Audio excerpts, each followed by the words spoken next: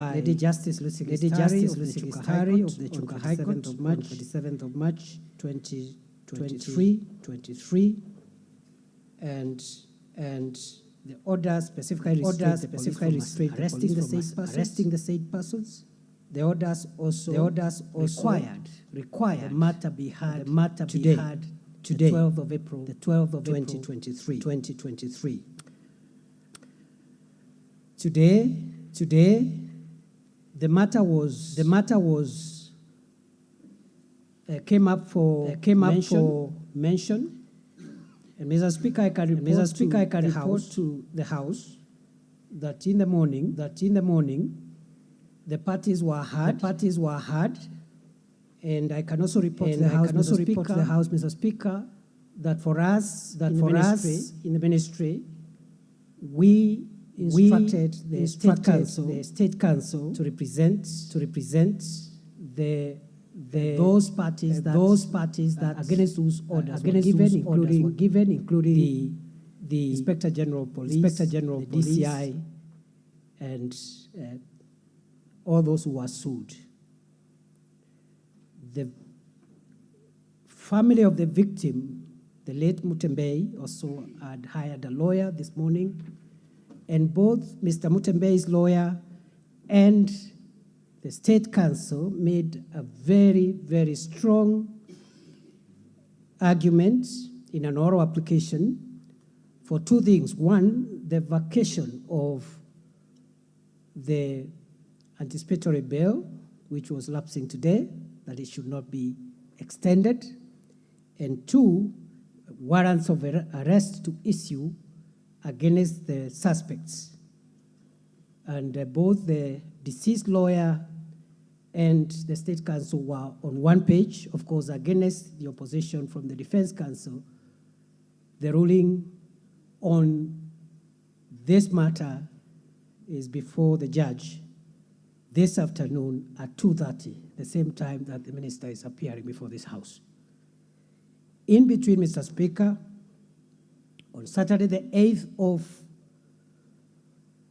April, which is Easter Saturday, the victims were supposed to bury the late Mutembei, but they felt that this matter had taken too long and could not understand why a matter where there was, in their view, overwhelming evidence pointing at the killers should still be out there. And notwithstanding the anticipatory bail, they demanded that the arrest be done. There was a serious demonstration for most of the afternoon on Saturday, from 3 p.m. to well into the night.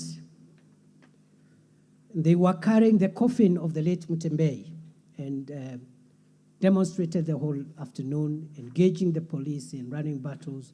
The police tried to talk to them diplomatically to bury the deceased as we wait for the finalization of the matter by way of appearance before court today, but they could hear none of it. In fact, Mr. Speaker, the protesters engaged police in throwing missiles when the police tried to use tear gas, and it was really a very, very rowdy protest. And of course, one would understand the public anger given the circumstances which the deceased had died. Mr. Speaker, sir, the police were able to open the road much later in the night, but an incident occurred around 7 p.m. the same night. One of the local young leaders, the chairperson of the Tharaka Nithi Border Association, one Willis Mugambi, alias Kiraku, was shot dead in the chest around 7 p.m. and died on the spot. And that complicated the matter. And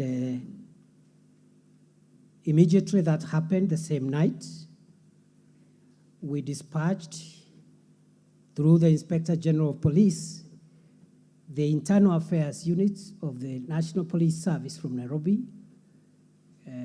The head of the Internal Affairs Unit actually was dispatched the same night to Chuka to travel there and personally take over the investigations, mainly the investigations around the shooting of Willis Mugambi alias Kiraku, because it was alleged again by some who made reports that they suspected that he could have been killed by a police officer in the process of the riots.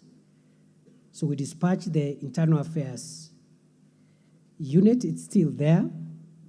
We have crucial evidence, and we believe very shortly we'll be narrowing down to the person who shot and killed Mr. Mugambi.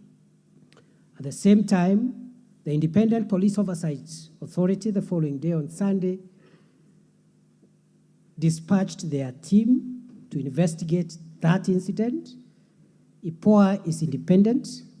So while the internal investigations by the police is handled by the Internal Affairs Unit from Nairobi, the IPOA team also from Nairobi is handling an independent investigation so that there are no perceptions of internal collusion or preference whatsoever. The two teams are working, and I am told a lot of progress has been made, but up to now, the conclusion, the investigations are not concluded. So, Mr. Speaker, sir, in between, we have reinforced security presence. As late as last night, there were incidents of, again, a few youths trying to block roads. And we have deployed the Regional Police Commander, Mr. Rono Bunei from Embu for Eastern Region, is the one personally dealing with that matter because, again, there were aspersions cast at our officers who are based in Chuka. Both the officer commanding Chuka Police Station and the county commander for Tharaka Nithi County. I can report, Right Honorable Speaker, that as we speak, in the meantime, we felt that in order to build public confidence in our officers, the Inspector General of the National Police Service has transferred both the OCS of Chuka Police Station and the County Police Commander of Tharaka Nithi, and new officers have been put in place already as we speak. So that's where we are, Mr. Speaker. We do not have any conclusive evidence. I want to assure the House that, one, we will respect the outcome of the court decision regarding the anticipatory bail, which we have opposed through the State Council. Once that anticipatory bail is lifted, and based on the evidence we have, all suspects are going to be rounded up in minutes.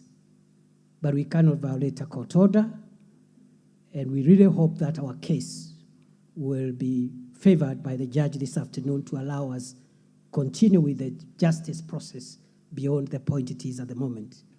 With regard to the killers of Mr. Kiraku, the Boda Boda chair, again, we believe in the next few days, we will be able to have enough evidence to help us take action, including prosecution of the suspect.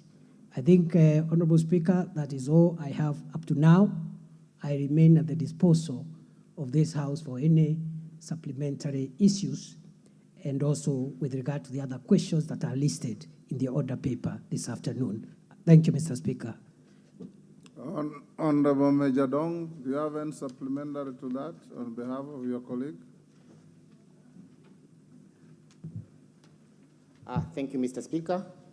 I would say that thanks to the Cabinet Secretary for answering the same question, and having originated from the same county, I believe the Cabinet Secretary understands well, and he will be able to deal with that matter conclusively. Thank you, Mr. Speaker. That is a comment, Minister. You need not answer. Morugara. Now, those who want to ask supplementaries, you go to interventions, and I'll give only 3. Thank you. Thank you very much, Mr. Speaker. Thank you, the Cabinet Secretary, for that response. But I do have a supplementary question on behalf of the family of the late Willis Mugambi Kiraku as follows. What measures will the government put in place to ensure that the family of the late Willis Mugambi Kiraku, the Boda Boda chairman Tharakanithi, who was fatally shot on the 8th of April 2023, is properly, sufficiently, and adequately compensated for the loss of their kin without undue delay? Thank you, Mr. Speaker. Minister, you note the 3 supplementaries that will follow each other, then you answer. Robert Mbui. Thank you, Mr. Speaker. Having been a victim of police violence, I think it's important to ask this because I know forensic evidence can show the gun that shot the bullet that killed that young Boda Boda rider, and also very many young boys and girls who were killed during the recent demos. I just wanted to confirm from the CS, are shoot-to-kill orders the acceptable by this regime of Kenya Kwanza that you serve? And do the police bosses understand the Constitution and the right of Kenyans to be able to picket under Article 37? Thank you. The Honorable Pauline Lenguris, Samburu Women Rep. Thank you, Mr. Speaker, for giving me this opportunity. I want to conjoin my question to the minister, and I want to thank him for the response, and want to request him that the killing of young innocent people has become rampant in this country. A case in point are also the killings that are brought about by the bandits. Every day, we are losing 2 people every day in the presence of security officers. I want to base my case in Samburu, for example, just related to that case, because killing is just a killing. We are losing people every day. And the minister is aware, I'm sure, is being briefed every day that people are being killed by the bandits who come to displace people in their homes. They are killing in the presence of the security officers who are there, the army, the GSU, the police. So we are wondering, what are these security officers doing when innocent people are being killed each and every day? We have lost properties. In 2 months, in Samburu, for example, we have lost 30 young men and 1 middle-aged woman. We cannot continue in this trend, Mr. Professor Kindiki. Please do something. And if the security officers are overpowered by the bandits, tell us, then we will plan ourselves to deal with them properly. Thank you. The last supplementary minister I'll give for Minority Leader. Thank you very much, Mr. Speaker. Just as a follow-up to the question originally asked by Mr. Honorable Munene, Mr. Minister, Waziri, I must really appreciate the speed with which your ministry dispatched the Internal Affairs Unit and indeed the IPOA to carry out investigations on the fatal shooting of Mr. Mugambi in Chuka. Mr. Speaker, we have similar, more or less similar cases that have happened in the recent past.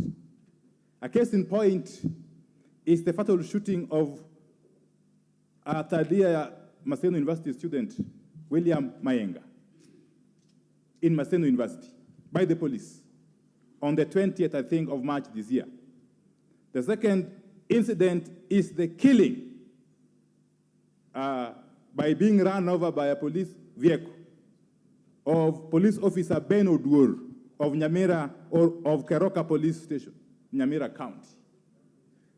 Bwana Waziri, could you confirm to the August House if you have similarly, in those instances, dispatched the Internal Affairs Unit to carry out investigations, and if so, what is the progress of those investigations? What is the status of those investigations?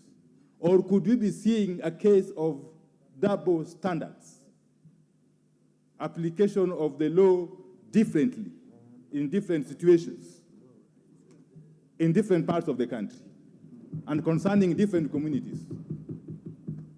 Two, is it now a policy of the Kenya Police Service to quell riots by use of live bullets? Is the old policy of using rubber bullets now discarded? And if so, when did this change in policy occur? And for whose benefit? Thank you. Minister, there is a member, Honorable Cameron, who says that if he doesn't ask a supplementary, it will not be good for him today. I'll give him a minute, then you can answer the 5 questions. Asante Bwana Spika. Nataka nichukue nafasi hii Spika. Ya nashukuru waziri amejaribu, lakini ninapoongea saa hii vita inaendelea kwangu Baringo South. Sasa hivi ninapoongea na kijana mmoja tumepoteza maisha, watatu wameumia. Nimetumana pesa ya meli kwenda kuwachukua wale ambao wameumia, na nimetumana gari kwenda kuchukua mwili, na saa hii ng'ombe imeenda, watu wanakimbia, wanahangaika kwa sehemu ya Kiserian, Mukutane na Rukus. Najua waziri alikuwa huko hapo awali, lakini saa hii imekuwa chungu kwamba kazi hii ya bandits inaendelea. Sijui waziri utafanya namna gani kwamba watu wangu wapata amani. Nimeomba kila wakati kwamba au wakora watolewe Rukus, Mukutane na Araba locations. Au wamechukua hiyo locations sote 3. Hakuna mtu naishi mashule, mpaka hata bandits wenyewe wanaishi kwa mashule. Ile tuliyochenga kwa CDF. Nitakuwa nikicomplain mara ngapi? Watu wangu hawana bunduki. Mimi sio kama wale wengine wana bunduki wanaweza kujiokoa. Sisi hatuna bunduki. Waziri na anaelewa. Naomba kwamba nahitaji amani, na hii watu wangu ambao wameumia saa hii kwa sababu sijui hata ni ngapi. Naomba kwamba waziri tutafanya nini hii vita saa hii isimame, na watu wangu warejee, na hiyo ng'ombe imechukuliwa irudi, na serikali wanisaidie. Hiyo mwili ambaye imeenda na hao watu naumia, serikali wakaramie. Asante sana. Minister, you may answer those 6 supplementaries. Be precise and concise. Given the tremendous interest, I might give another 2 thereafter. Thank you, Honorable Speaker. Honorable Speaker, with regard to the supplementary question raised by the member for Tharaka, I would like to respond as follows.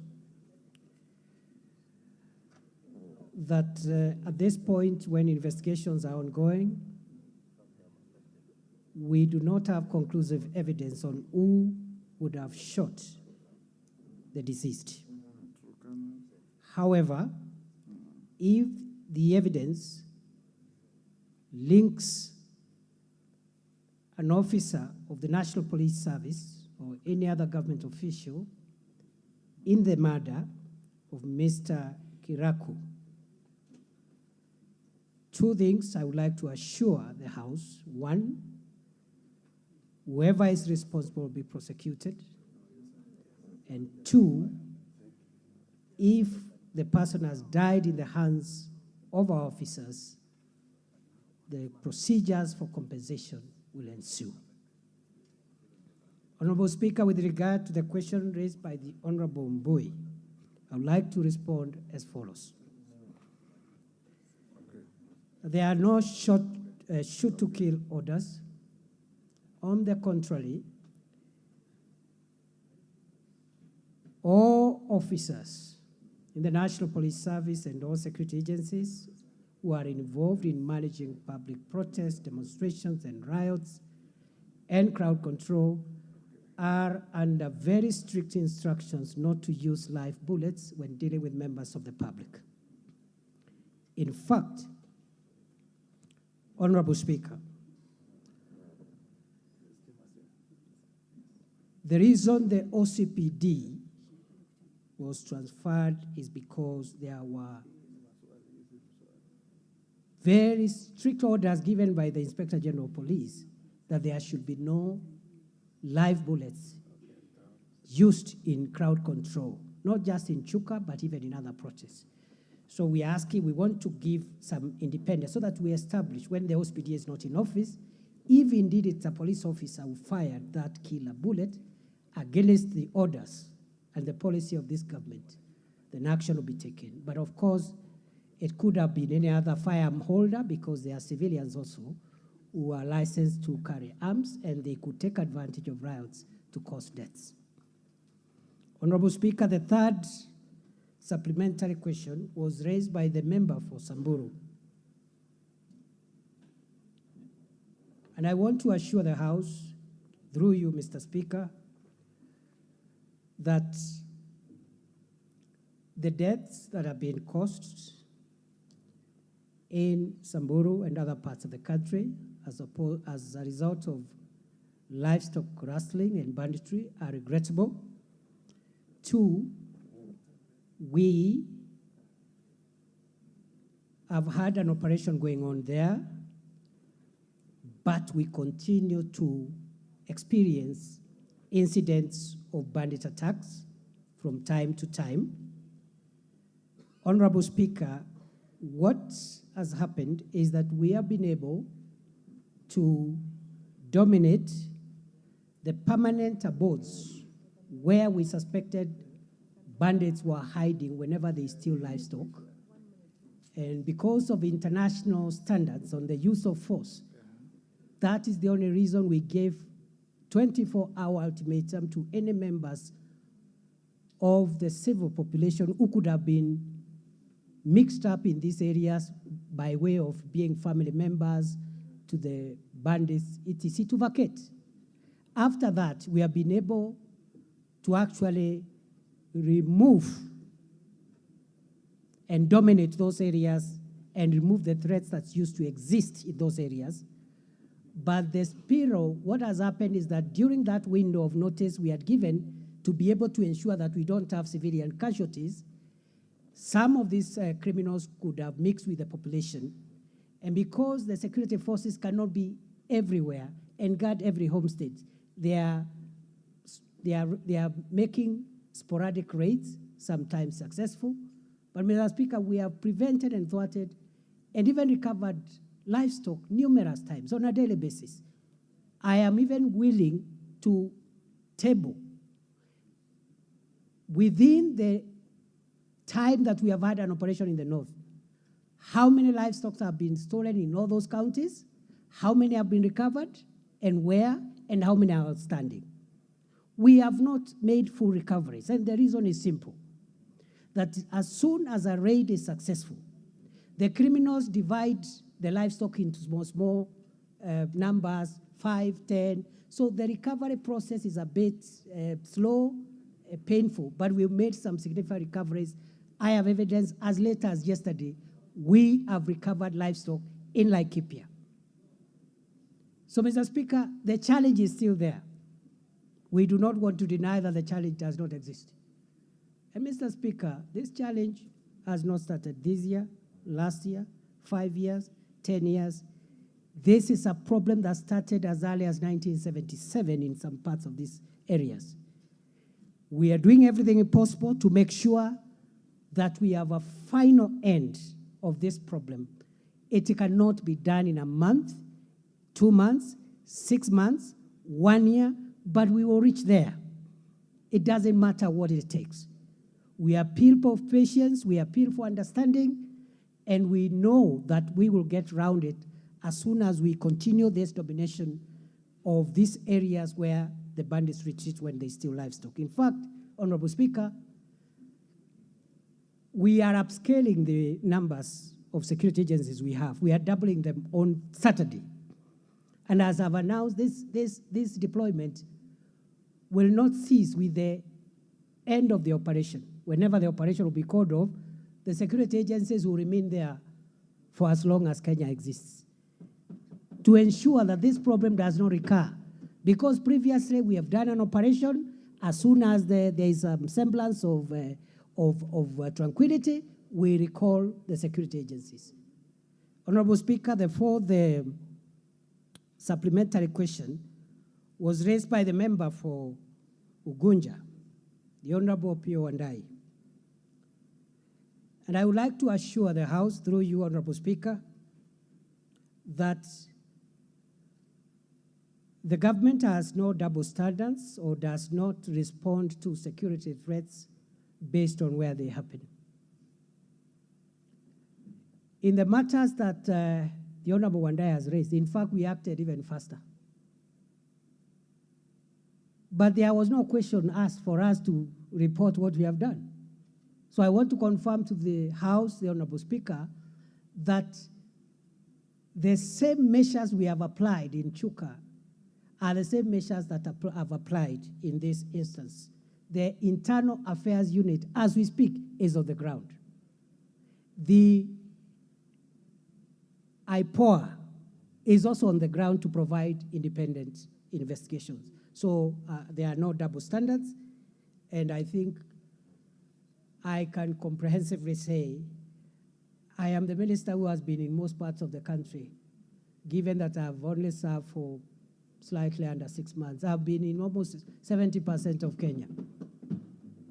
So there cannot be double standards, and I don't know the last time I was near my home. So if there will be double standards, I'll be accused of not going home, Honorable Speaker, not the other way around. Honorable Speaker, with regard to the fifth one, the fifth supplementary question raised by the Honorable Kamuren, because the one by the Honorable Wandai about live bullets, I've already said, the instructions are on the contrary, no live bullets. That's why you have seen, even in the most dramatic protests that we've had recently, we have not had casualties. We've not had deaths. And wherever deaths have occurred, like the Kisumu death and the one death in Kibera, the investigations will help us know whether this was a police gun or a civilian gun, because as I have said, both the police and civilians are licensed holders of firearms. If we establish anybody has violated the rules and the standing orders of the National Police Service, action will be taken. Honorable Speaker, finally, the supplementary question raised by the Honorable Kamren. I've been to Baringo, perhaps a little more than any other county, both overtly and covertly. I have been there visibly and invisibly. I know the complications and I understand the pain Honorable Kamren is going through. I share it, and I know what he's going through today. We have discussed with the leadership of Baringo and the other stakeholders and our security commanders on the ground that we must come around this problem so that it's just beyond recovering livestock which was stolen today.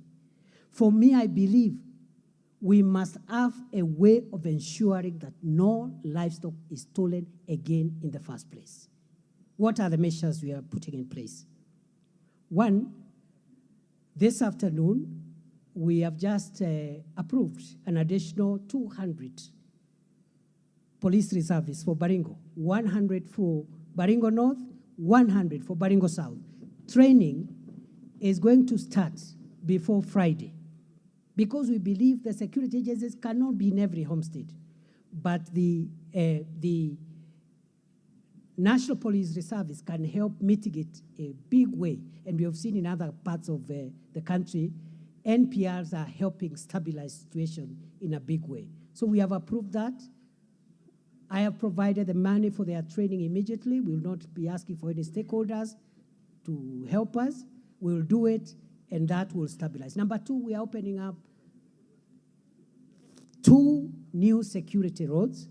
We are moving equipment to make sure that we make security roads, which we have discussed, especially in Baringo North, and I am looking for an opportunity to have a discussion with Honorable Kamburen on 2 major roads that will take care of Arabal, Mukutane, Ngelecha, and that interface between Arabal Hills, Mukutane, and into the Laikipia Nature Conservancy, which is giving us a lot of problems because of the reasons which I've explained. So, Mr. Speaker, we are not there, but we are on the way there. I am going back to the operation area, and I am going to stick there a little longer.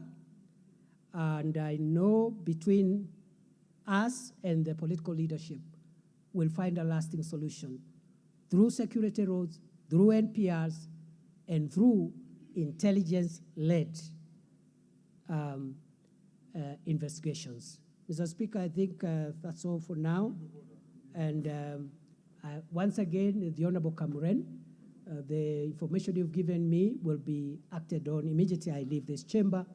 Maybe we can talk and discuss how we can support you. Thank you, Mr. Speaker. Mutembei, what is out of order? Give Omboko Mutembei the mic. With the humility, Honorable Speaker, the Waziri did dare both you and the House that he can table the recoveries in all those areas. And what we see in the media gives an impression that the government is not doing as much, like the bandits are doing so much. So could you please, Honorable Speaker, if I'm in order, to order that the minister tables those documents immediately so that the people from those areas and Wananchi in general can have confidence in the progress. Thank you, Honorable Speaker. I think it's not papers, but statistics that he promised to table. Minister, when we are done, you can pass on the document, the statistics to us. Now, honorable members, I still have members who have worked here, 8 in number, and on the screen I have 11 who are interested in this question. This is a trial run, like I said, and we said we'll be having about 3 supplementaries. But because the members who have come here can take judicial notice are mostly from the epicenter of the security challenges, indulge me to give them a minute each to ask 1 question each. I don't give you an opportunity to make a speech or to go to unhelpful tirades. Ask a supplementary to the minister, and I'll also ask him to oblige the House with short answers to save on our time. Member for Manyata. And I also notice, honorable members, honorable member for Manyata, you've seen me and you've said you want to ask a question about the Kianjokoma brothers. Now, that is totally unrelated to what is going on now. But you can ask. It is good if you have a question that you want to ask, file one, and the minister will come and answer.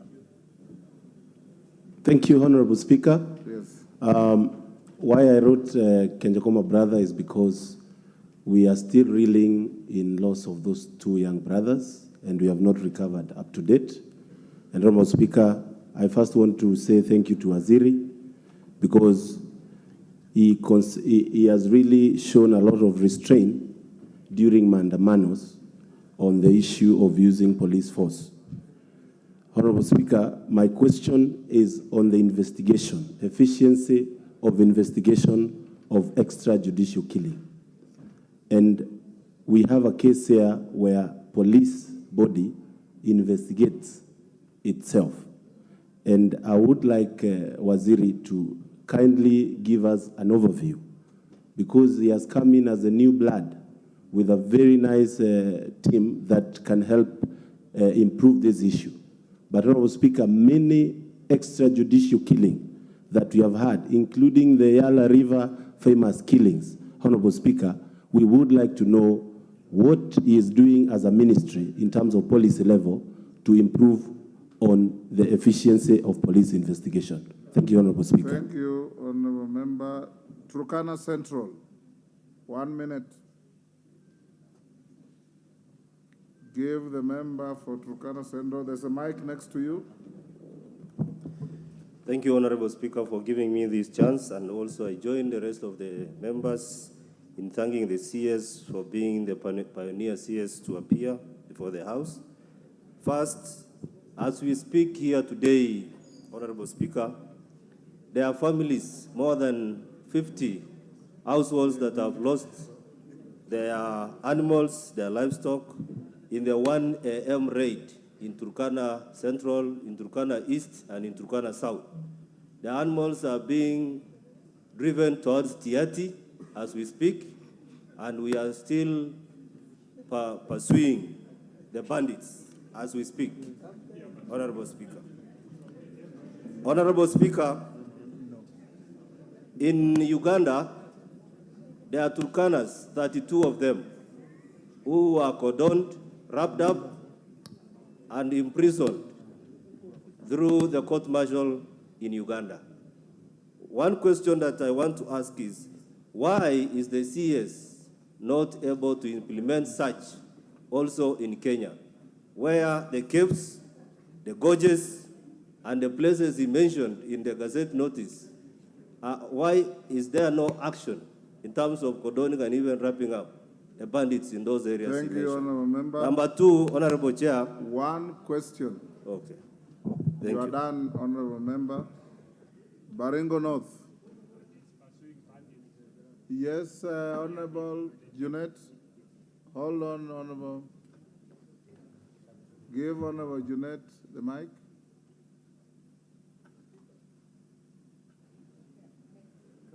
Hello, Mr. Speaker.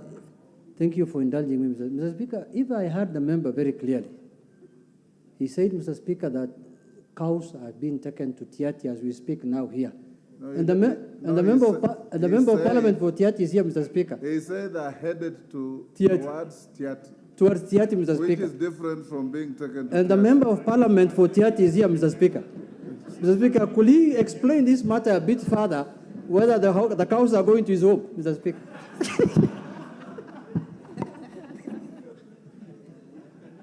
That is for... I invite the member for Baringo North. Thank you, Mr. Speaker. I'll utilize the 1 minute as follows. One, Mr. Speaker, this is the only cabinet secretary alive in security who has actually spent his energy and time and resources. Ask your question. So I want to thank him. Number one question, Mr. Speaker, my intelligence is that the bandit that was taken away in hospital in Iten is the one that killed my cousin. And he was taken by 10 bandits in an hospital in Iten, driven to wherever by the other bandits.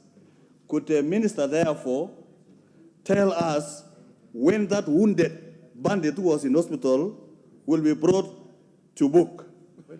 And my last question, Mr. Speaker, I still have the 1 minute, Mr. Speaker. When is the minister going to operationalize the gazetted administrative units in Baringo North? Thank you, Mr. Speaker. Thank you. There was a member who wanted to ask about the abduction of the injured bandit, so you don't have to rise to ask that question. Honorable Ariko.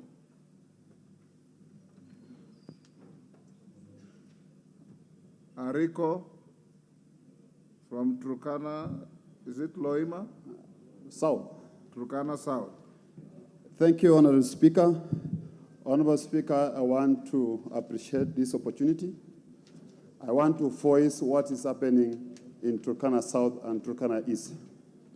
Honorable Speaker, I request to ask a supplementary question with regards to the capacity of our security agencies. Honorable Speaker, what is happening in Turkana? We have experienced rampant raids, which we cannot explain the intention of these raids. Honorable Speaker, yesterday, my constituency experienced 3 raids, both in one ward called Katil Ward. It happened at 1 p.m. and again a repeated one at 5 a.m. Honorable Speaker, I wish to ask the Minister for Interior, CS Professor Kindiki, do we have a capacity as a country to handle this internal conflict? Because there has been a recurrent raids or conflict in this country.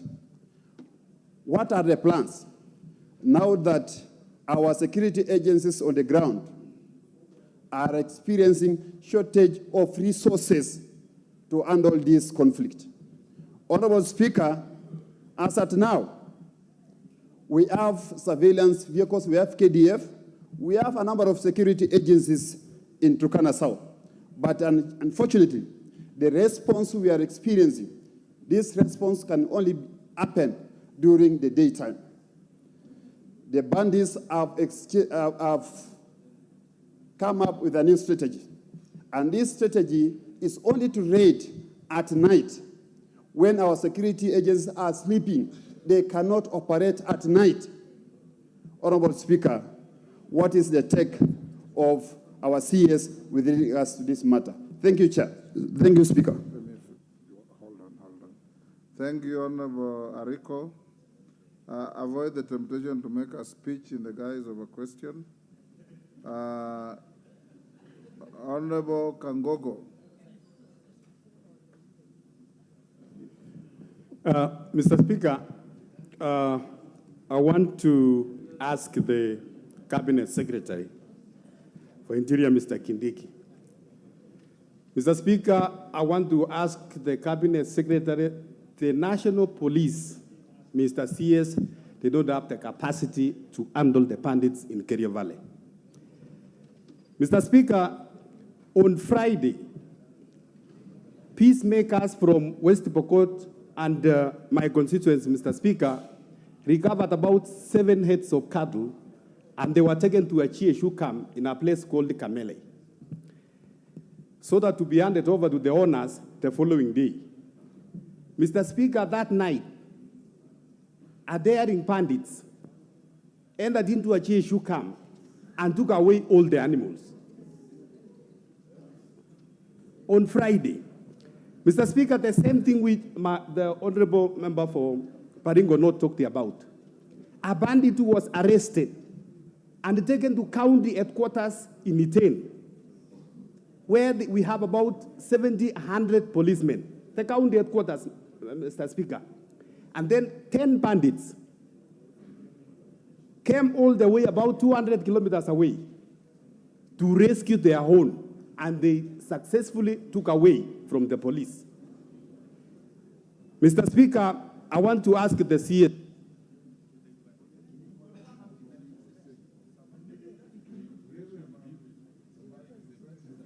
to confirm to this House, Mr. Speaker, that the National Police Service are unable to handle the bandits and bring a motion to this House so that we can have the Kenya military or the KDF to take over the operations of bandits in Kerio Valley.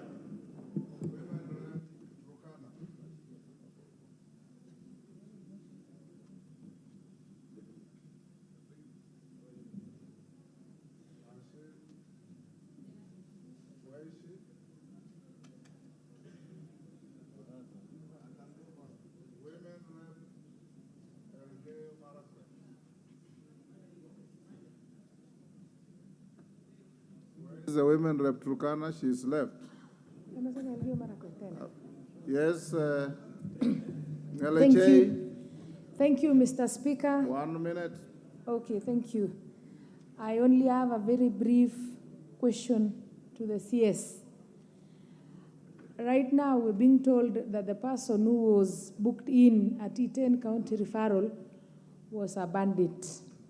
Was there any OBLs who were booked that particular person had previously been identified as a bandit or not? And then we would wish to know, was he taken by the police or if there are other people who came to the county referral and took him, if people are calling them bandits, can they name them by their names? So what I wish to know is, was there an OB elsewhere that Dennis was booked as a bandit? And the other ones who came to the rescue, were they police, or if as bandits? Thank you, Mr. Speaker. Thank you. Last, the Honorable Farah Maalim.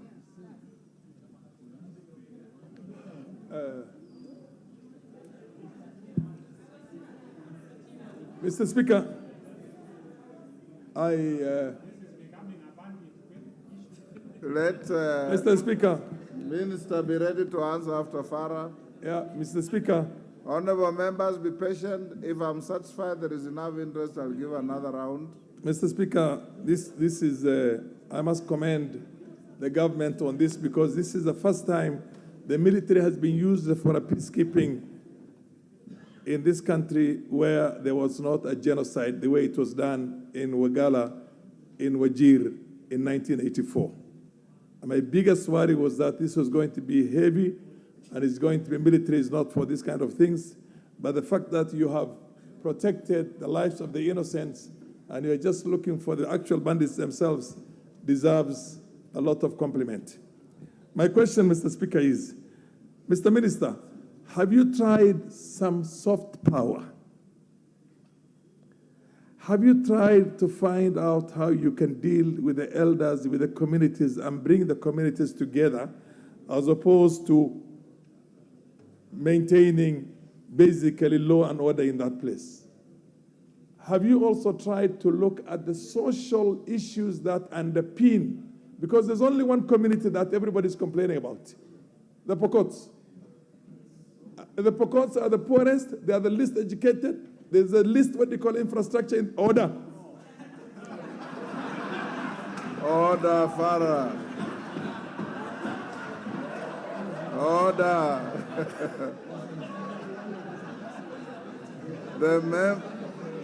The member from Balambala, you are out of order. Can you conclude your question? Mr. Speaker, we need to educate those children, Mr. Speaker. We have heard this before, Mr. Chairman, Mr. Minister, thank you very much. I've discussed some of these things with you, and I'm sure you're going to take them into consideration. But let's look at the social conditions in there, first of all. When you have a very poor social condition somewhere and everywhere around there has got some wealth, then of course they will go and try and go and attack those places. So my question is that let's look at soft power. It has worked in Northeastern Province, for your information.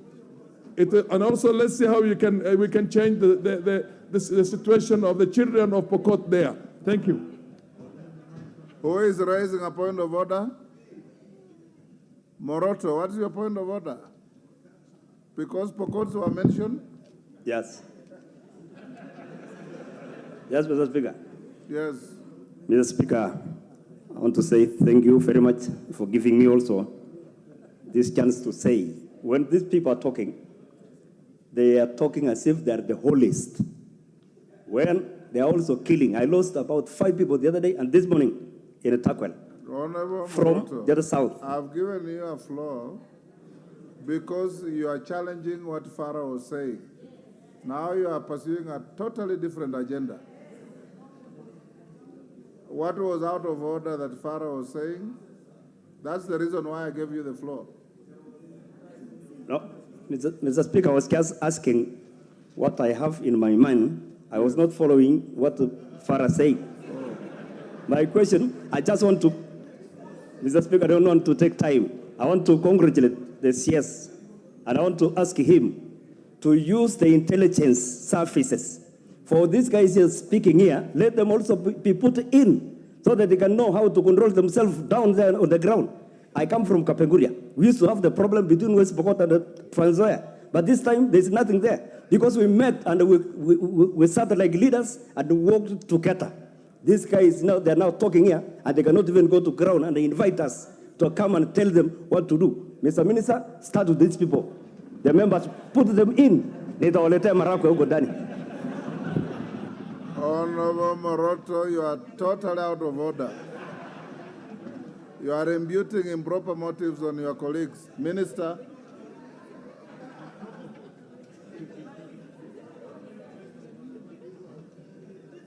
Minister,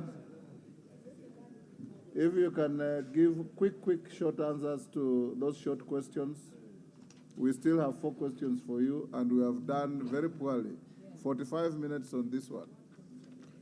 Yes, Mr. Speaker, I'll do as guided on the first matter. Allow me, Mr. Speaker, to say on the issue that was raised on a point of order about tabling statistics on recoveries of livestock. I didn't say I'm carrying the statistics. I said if the House directs, I can table them in the House even by heard Tuesday. You that way. Yes, you can, Mr. Speaker, I can, if you direct, yes. I can table the statistics of recoveries from the time the operation began.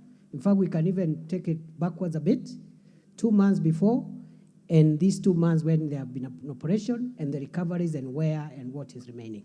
Mr. Speaker, also, I maybe inform the House through you that I am informed that the High Court in Chuka has ruled in favor of the Prosecution Council and in favor of the state to cancel the anticipatory bail on the suspected killers. Mr. Speaker, other than that, let me mention or respond to the other issues quickly.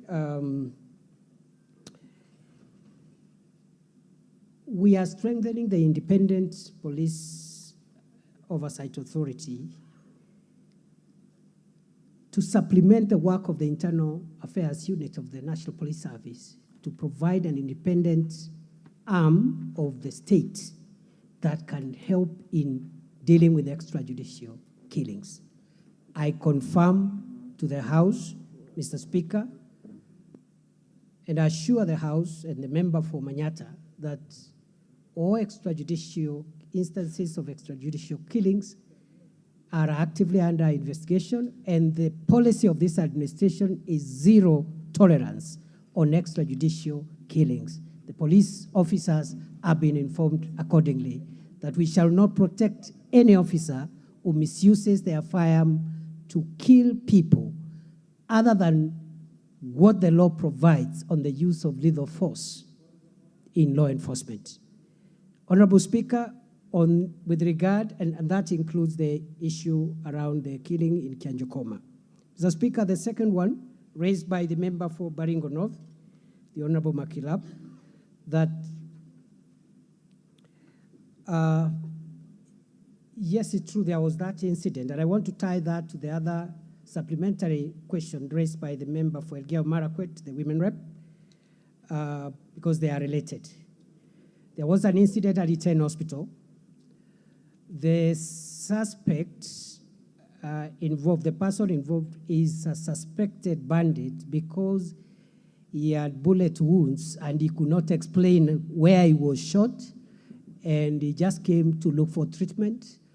And we believe also that the people who came to rescue him were criminals because they came through the fence of the hospital, so they just came perhaps to rescue one of their own who was hurt and could not explain.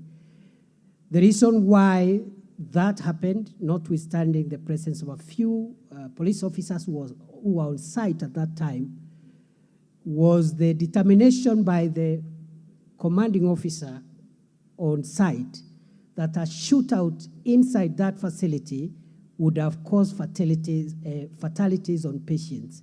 And that gave a leeway for the rescue to succeed. I want to confirm to the House, through you, Mr. Speaker, that this person has been on police radar even before this attack.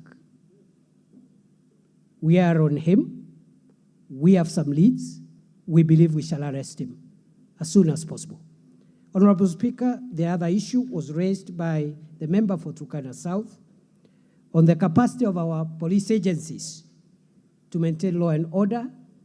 Honorable Speaker, I am persuaded that Kenya has enough police officers and enough wherewithal to handle all our challenges, including the challenges we are facing in northern Kenya. However, Mr. Speaker, I want to say that it is the position of this government that there is need to reform our national security organs to make sure that they respond better to our threats. That is why one of the first acts His Excellency the President undertook was to institute a presidential task force on reforming the National Police Service, which is an admission that there is need to reform around command, around efficiency, and around operational sophistication to make sure that the gaps that we continue to exist, to encounter in our law enforcement of our internal security are resolved. Very shortly, that task force will present its findings. The government has committed to implement all the recommendations without exception that will come from that task force, including changing the entire command of the National Police Service, the terms under which one becomes a commander of any level, tying command to success and results and deliverables, so that you don't become a county commander, a regional commander for life, and there are no results. People are still having insecurity in your area. Make it time-bound and tied to results. And even that reform, even as we wait for those recommendations, we are continually addressing command issues to ensure efficiency. Even this afternoon, I think the government and the National Police Service will be announcing changes in the top command of the National Police Service, starting with the appointment of the Deputy Inspector General of the Kenya Police Service, whose recruitment process is complete. And we have had a gap there for a long time because the immediate former Deputy Inspector General of Police was indisposed. But from this afternoon, that gap is going to be filled, and that will help the Inspector General perhaps to respond a little better and quicker, even as we wait for the other reforms. Honorable Speaker, I have one other last one, the one that was raised around the issue of what measures we are taking to make sure that the gaps we are having are sealed. One, the House may want to know that in 2014, the government started a police equipment modernization program, which ran for 3-4 years, but stopped after that. It was to the tune of 10 billion shillings a year. It really helped to improve the security at that time. But due to the collapse of that funding program, we have had issues around our ability to make Kenya safer. And what this administration has done is to revive the police equipment modernization program. And for the next 3 years, the government of Kenya will spend 20 billion shillings to ensure that we modernize our equipment. I am happy to return here if the House requires so in 3 months, because by that time, in 3 months from now, I expect to have revived the police air wing, which is completely dead. I intend to have acquired at least 3 gunship helicopters for the National Police Service so that we stop depending on the military, because they also have a national duty to perform. I intend to acquire some unmanned armored vehicles, UAVs or drones, and going forward, increasingly, we are going to yield the benefits of technology-driven, intelligence-driven operations. I am happy to come back and report progress on this after a few months on the request of the House. I think, Honorable Speaker, that is it. Maybe if I've left anything, I'll be reminded, but... Only one, far as soft power engaging... Soft power, I agree. Honorable Speaker, I agree. Thank you for the reminder, sir. We believe that the long-term solution of this problem is not just the hardware. But we have made a policy decision that before we can engage on long-term solutions, including issues of economic empowerment and social amenities, we must silence the guns first. We must do whatever it takes to make it rare that there is an attack, there is there's gunfire everywhere. And after that, now we can sit down and ask ourselves, why is it that this problem is recurring all the time? The ministry has developed a master plan in conjunction with other stakeholders, including the military, for infrastructural development of northern Kenya, which will begin from December this year, rebuilding schools, providing amenities, and also engaging communities for peace building, and that will now come with both disarmament, forceful and voluntary.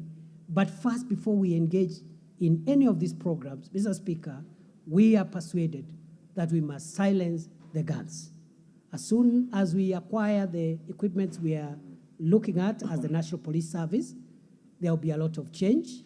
But even as we speak, we have made a lot of changes in evacuating the gorges, the valleys, and the hideouts. And the attacks that are happening now are attacking in the criminals who may have used the window we had given for evacuation of civilians so that we comply with international law.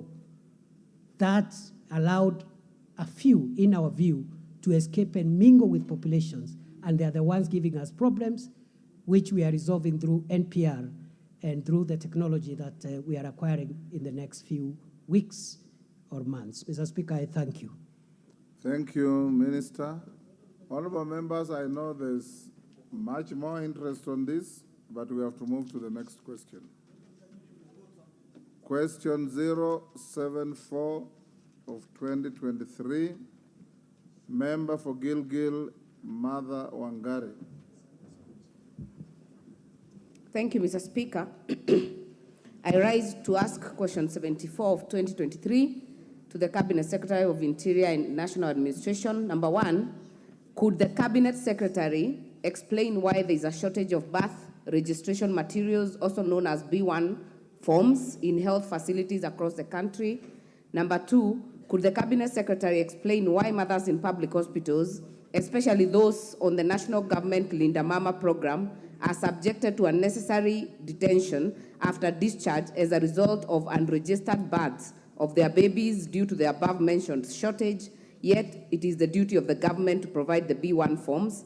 And finally, what steps has the ministry taken to ameliorate the situation and ensure that mothers who are due for discharge are not forced to incur any additional bills due to the unjust detention in hospitals owing to the government's incapacity to promptly register births as a result of the lack of birth registration forms? Thank you, Mr. Speaker. Minister. Thank you, Mr. Speaker. Mr. Speaker, I think this is a soft question. Yes. Mr. Speaker, we admit that we have challenges in the availability of Form B1s.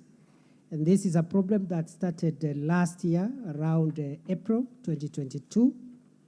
And the challenge is arising from the capacity at the government press. The government press has not been modernized for a very long time. The equipment they have and the human resource capacity does not allow them to print enough security documents, including these forms, quick enough to meet the rising demand.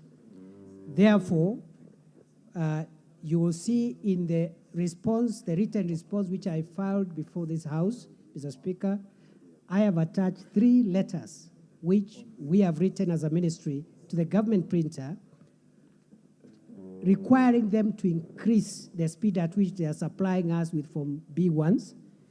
I can report to the House, Honorable Speaker, that the demand right now is the supply is 50 books of 400 forms per week, but the demand is over 1,000 books of that size. So you can see we are supplying less than, almost a third, less than half of the requirement. What measures are we taking? Other than writing letters, we have changed the management of the government printer because we also would believe that part of the challenge is the innovation of the leadership at that unit to provide off-balance sheet, off-budget solutions to some of the capacity challenges we are having. And I can report comfortably, after changing the management of the government press in the last 2 months, the new government printer has tabled, and I have approved, an equipment modernization program which will not even involve government spending any money, because it's through a lease of equipment where over time we will pay whoever owns those machines, and after 10 years we hand over the machines to him. That is the solution that helped us with police vehicles when the police leasing, vehicle leasing program was initiated. So we believe very soon that will be tackled. But in the meantime, we have asked the CRS, that is the Civil Registry Department or unit, Civil Registry Service Department, to give the government printer the projections for the rest of the year. And we are working to see how, pending the modernization program I'm talking about, that demand can be met as soon as possible.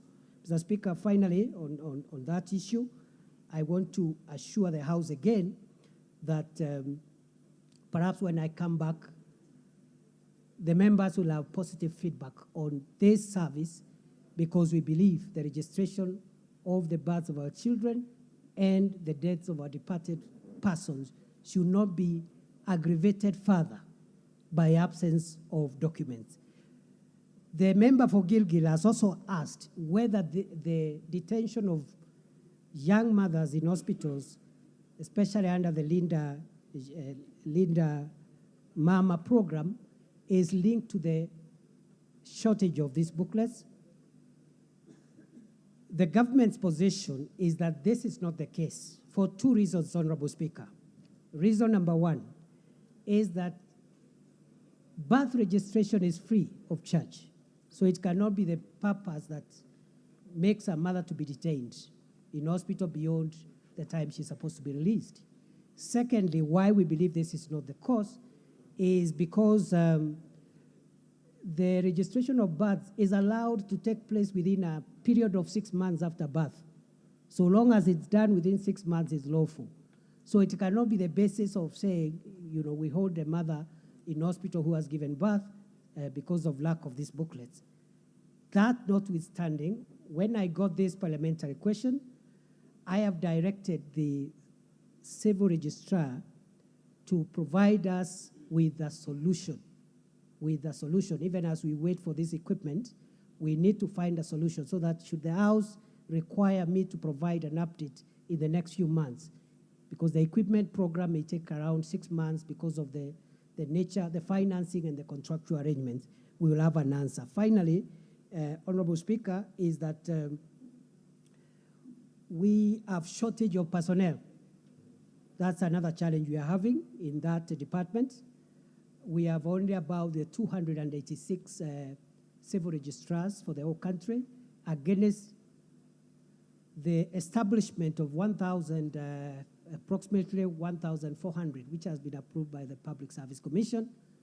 We are trying to see how, even if we don't fill the entire complement, the Public Service Commission can help us perhaps hire a few more in the financial year that starts June 2023. Majority Leader, Wangari, you want to have your first shot? Let Majority Leader go first. I'll give you. Thank you, Honorable Speaker. And Honorable Speaker, may commend the CS for being the first CS to appear in this session. But Honorable Speaker, you will, and the House will appreciate that part of the reasons why we wanted CSs to appear before the House is for them to answer to questions that are of concern to the people, but also to use this opportunity to expound on government policy, on what government is doing. Honorable Speaker, it has been my belief in the past, and maybe something the CS will work to change that belief in me, that the personification of bureaucracy in government and the personification of liturgy in government operations resides in the Ministry of Interior. And if you listened to the answers pertaining to the issues to do with bandits, and even now when I listen to the CS answer the question on slow printing of forms, I hear the CS telling us forms are slowly being printed by the government printer because of challenges of modernization in the government printer's office, challenges of employment, there are low staff levels in the department. When I also listen to the president who has hired the CS, the president is talking about digitization. So I really want to know from the CS, where do you sit as a cabinet secretary in terms of implementing that policy on the digitization of government services? Because we cannot be talking about low levels of staff while we are also complaining of a huge wage bill in the public service, when the president is telling us about digitization and the CS is telling us that he's modernizing printing. Shouldn't we then be getting this B1 form in a digital format? And I can see the PS Citizen Services is seated there.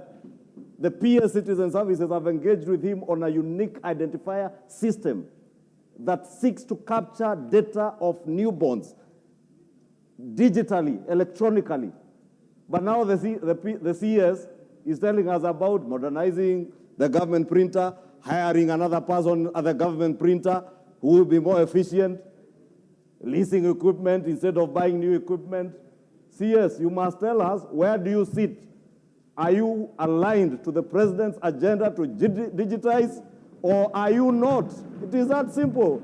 Cabinet Secretary. Thank you, Mr. Speaker.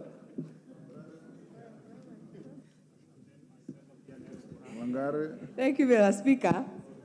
I was hoping that this would be a softer question because it has no guns, but I can see the guns are already coming out. But I want to just also thank the CS, congratulate him for being the first one in this very unique arrangement where we get answers firsthand instead of what we used to go about last parliament, 11th parliament, chairs who had no substantial answers. I have listened to the CS very carefully, and Mr. Speaker, this small matter of birth registration may look small, but the inconveniences it gets to people and to the public at large are huge. You want to take your child to grade 1 to register for NEMIS, you need a birth certificate. You want to get a passport, you will need a birth certificate. So, Mr. Speaker, I am actually perturbed to hear the CS say that he has written letters to the government printer, who is also anchored under the same ministry. I do not have the advantage of the annexes, so I will not speak to the letters. But my question is, follow-up question is, what are the timelines that we are looking at? And the reason I ask that, Mr. Speaker, is because shortages with birth registration, with death registration, shortages with IDs, printing materials are treated as normal. So my first question is, how does the civil registration services sit in the ministry in terms of budget allocation, in terms of autonomy, in terms of being able to run these services, Mr. Speaker? Number two, supplementary. Mr. Speaker, this is my question, and you did very badly with that. Thank you, Mr. Speaker. I'll try to be very quick. The other one is the fact that the annexure between the Linda Mama parents, Mr. Speaker, and Linda Mama women. I am a practicing mother. I have given birth in the not so long past, Mr. Speaker. And I can tell you, whether you give birth in a public... Not being a mother is a practice? Yeah, it's practicing. It's still ongoing. It's still ongoing, Mr. Speaker. But I'm just confirming, because I have gone through it, I know whether you give birth in the public hospitals or the private hospitals, you must be issued with that short pink paper that is called a notification, Mr. Speaker. That notification, you can use it in 6 months. But hospitals and scrupulous hospitals, Mr. Speaker, are detaining mothers so that they are there for longer, so that the bills accumulate to pay. But that pink paper, even for home deliveries, Mr. Speaker, is gotten from the B1 paper that I'm asking about. So that is the annexure with the Linda Mama. And finally, Mr. Speaker, last Parliament, I brought a motion here. It was overwhelmingly approved because many members, including Muhaya MP, the Northern Kenya, Mr. Speaker, do not have civil registration centers. So we requested, and this House passed, that we establish in every sub-county a civil registration center. So I'll be very keen to know what is the progress on that motion, even as we implement, Mr. Speaker, or does it have to wait longer? Thank you, Mr. Speaker. Mayaka.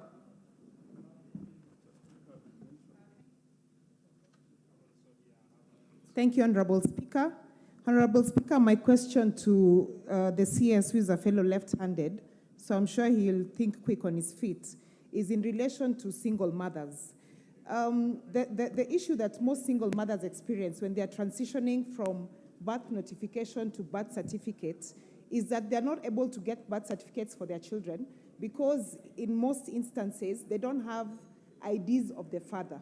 So my question to the CS is, what support can you give to the single mothers to ensure that they get birth certificates for their children because they need this to be able to process medical insurance for their children? Thank you.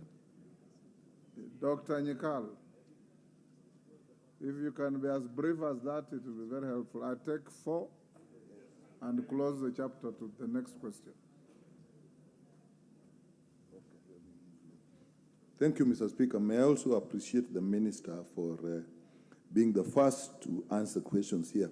Mr. Minister, the question was, the cabinet to explain why mothers in public hospitals, then especially Mama Linda, you therefore, okay, Linda Mama. Okay, why mothers in public hospitals, especially those? Out a personal secret. Yes. Why those on Linda Mama program are delayed? The implication of the question, Mr. Speaker, is that actually in private hospitals, this is not a problem. And those mothers who are also paying directly is not a problem. This is not in line with the minister's answer, which is that there is a shortage of forms at the printing level. If the problem was at printing level, then obviously this should affect all mothers, whether private, whether Linda Mama. So that's what is the issue there. And also, the number of children that are born annually is a factor that is publicly known. It's about between 1.5, around 1.5 million. And the minister is saying he needs information on this number. So if that's not satisfactory, can we have clarification on those 2 points, Mr. Speaker? Thank you. Dr. Bukose. If you ask just one question, Mr. Yes. Speaker. Thank you, Honorable Speaker. And I want to thank the Cabinet Secretary and congratulate him for being the first. Mr. Speaker, CS, my question is about the Huduma number, Huduma cards, Huduma number. What happened to them? Because at one time, a lot of colossal sums of money were used to procure the Huduma number. Is it still there? What happened to it? Thank you. Mary Emase.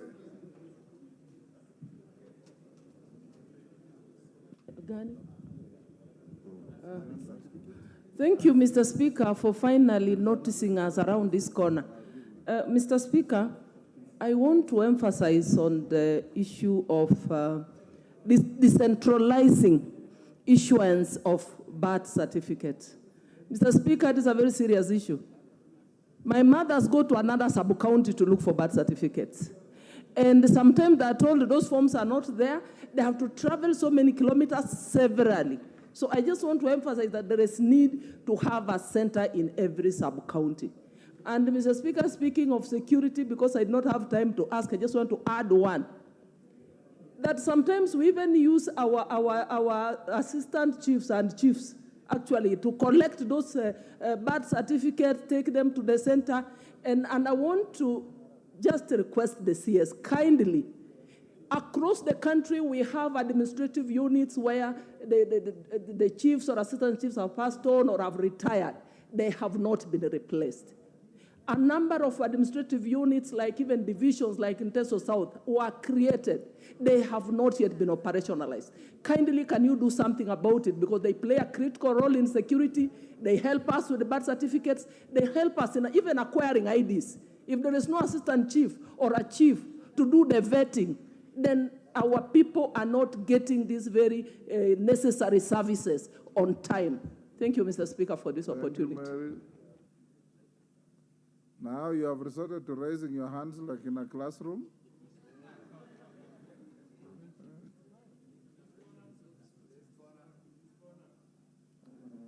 The member, I can't see that far. The honorable member from, is it Mandera? The one next in front of Emase. Sorry, honorable member, I can't see you clearly because of the lighting. Honorable Sane. 1 minute, Honorable Sane. I couldn't see you clearly. Thank you, Mr. Speaker. That your hand was up for 5 minutes. Thank you, Mr. Speaker. I can use my colleague's mic. I come from a county which is over 56,000 square kilometers. I do appreciate the work of the PS. For the first time since independence, he has posted at least death and birth officers last week. But the rest of the sub-counties do not have officers. Forget about forms. So in as much as I appreciate Honorable Wangari's question, when is the Cabinet Secretary posting all the officers in all the sub-counties of Wajir, which is twice the size of Rwanda as a country? Thank you. CNN, Guna.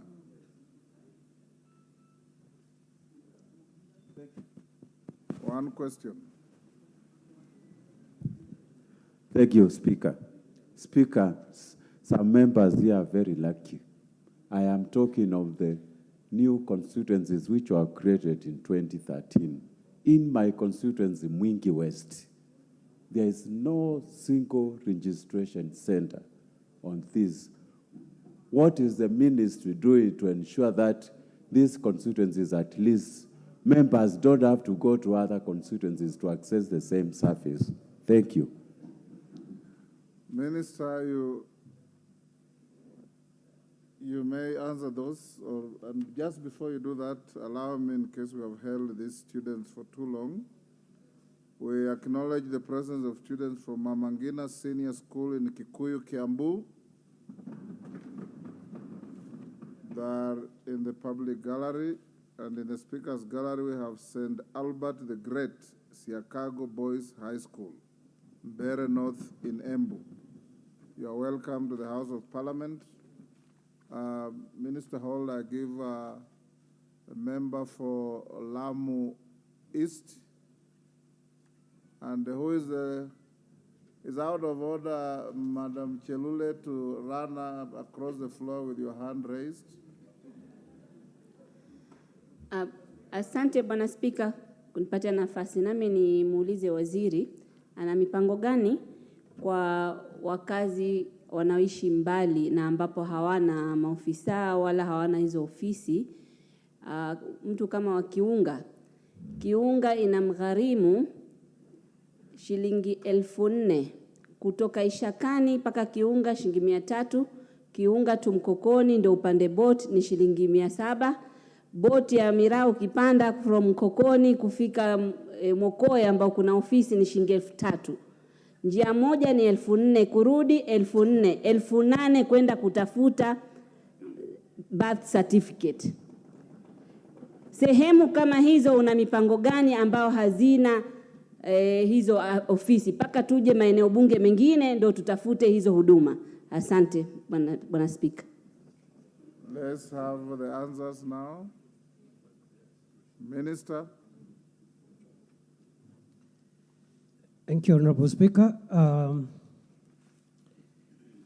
Honorable Speaker, one of the priorities for us as a ministry is institutional reforms within the security sector, immigration, citizen services, prisons, correctional services, As I began by saying earlier this afternoon, Honorable Speaker, we admit that the rate at which and the efficiency at which government services are being rendered is not satisfactory. And therefore, we have considered that institutional reform, organizational culture change is a priority for all the departments within our ministry. I therefore want to accept the critical sentiments that have been raised about our performance, and we are working very hard to make sure that we do better. And going forward, this administration will be more than happy to report progress made on each and every sector. We have instituted baseline surveys for each and every service that we are offering, so that every 3-6 months we can be able to track progress. Having said so, Honorable Speaker, the Leader of Majority did ask whether we are remaining with the printing of documents or we are going digital. Honorable Speaker, the policy of government is to digitize all the services that it offers. I can report, as we speak, 5,771 services are partially digitized, out of which 3,293 services across government have been digitized end-to-end, and the other 2,498 are not partial, they are not end-to-end. The total is 5,771. 2,498 partially, 3,293 completely. So that is the policy. Digitization, Honorable Speaker, will come with its challenges, but it's a decision this government has taken to proceed that way. However, Honorable Speaker, that does not take the words that I spoke earlier, that still, as we wait towards complete digitization, we must continue producing and giving services, because our mothers are still giving birth as we speak, as we wait for this process to be consummated completely. And therefore, we are intended to make sure we satisfy the demand. I want to assure members will make progress. The Honorable Member for Gilgil asked for timelines. On 27th of March this year, which is 3 weeks ago, we initiated a rapid response initiative at the CRS, and therefore we're expecting 90 days. That issue of shortage to be addressed, even as we wait for digitization, as well as the issue of equipment modernization. Honorable Speaker, a question has been raised on remote and far-flung areas, the example given by the member for Lamu East. I'll be visiting Lamu East next week for 2 days, and I think the example the member has given is an urgent priority, and I think we should be able to open a registration center in Kiunga as a matter of priority, because the need as described here is quite unique comparing to other parts of the country. I want to commit to the member and to the House that we're going to open a registration center there. Honorable Speaker, also, even as we continue with the digitization, we will still need registration centers. At the moment, out of the 369 sub-counties, in implementation of the motion passed by this House earlier on, we have civil registration centers in 137 sub-counties, meaning we are less than half. But we are continuing to open new ones on a needs basis. My PS for Citizen Services, I sent him to open one in Kajiado 1 month ago, and I think he's opening another one in Kobo, I think in a month's time. And this will be resolved as we continue to make sure that every sub-county has a civil registry. Honorable Speaker, also, the issue raised by the member from Mwingi West, I think Mwingi West is also an area which requires special measures. and I think we'll put it in our priority. Subject to resources, we will ensure that an area that like Mwingi gets that center also opened. I want to commit to the House that at least the ones that have been identified on the floor of this House by members, in the next 2 months, there will be a civil registration center, including the one raised about Wajir. Honorable Speaker, on this question and earlier on, a question was raised about administrative units. About 80 sub-counties were gazetted just before last election, and they are not operational. We do not have the resources to operationalize all those sub-counties. So what we have decided is to stagger the operationalization of all the gazetted sub-counties in a 3-year period, starting June this year. And the criteria we will use is the nature of hardship and inconveniences to service delivery, as well as regional balance, so that the first criteria of the 20 to 25 sub-counties to be operationalized this financial year starting June will take care of regions, but also hardship, size, population, and all the other factors. We'll come up with a criteria which will be fair and which can be shared to members if they want to know what criteria we will use to identify those that will come first, and then second, and then the third financial year. Honorable Speaker, I can also report to the House that areas where assistant chiefs and chiefs have not been recruited, my PS for internal security has already approved the recruitment process, and therefore we expect all those positions to be filled in the next 90 days across the country. Honorable Speaker, then I think again a question was asked between technology and what we are doing in the old fashion. Going forward, before cabinet is a policy brief, is a cabinet brief which is under consideration on the UPI, the Universal Personal Identifier. And I think in the next 1 or 2 weeks it will be disposed of, so that we migrate, we converge 2 things. One, that every child in Kenya gets a universal personal identifier at birth, which becomes their number in school, their whatever number they require. And when they are 18, that number is the ID number. Then at the same time and in parallel, another universal personal identifier for adults who are getting IDs. So you have a universal personal identifier at birth, and for the existing, because that one, by the time the first adults will use the UPI, it will be 18 years from when we commence. But in the meantime, we are migrating, we are considering, subject to approval by cabinet, migrating the current ID we have into a 4th generation ID, which is the UPI for adults, which of course will take away the question of Huduma number, which was not solving the kind of problems that we intend to solve. Thank you, Mr. Speaker. Minister, about single mothers who cannot produce the fathers of their children's IDs. Honorable Speaker, it is no longer a requirement of the law for a registration of a child to include both parents. It is not a requirement.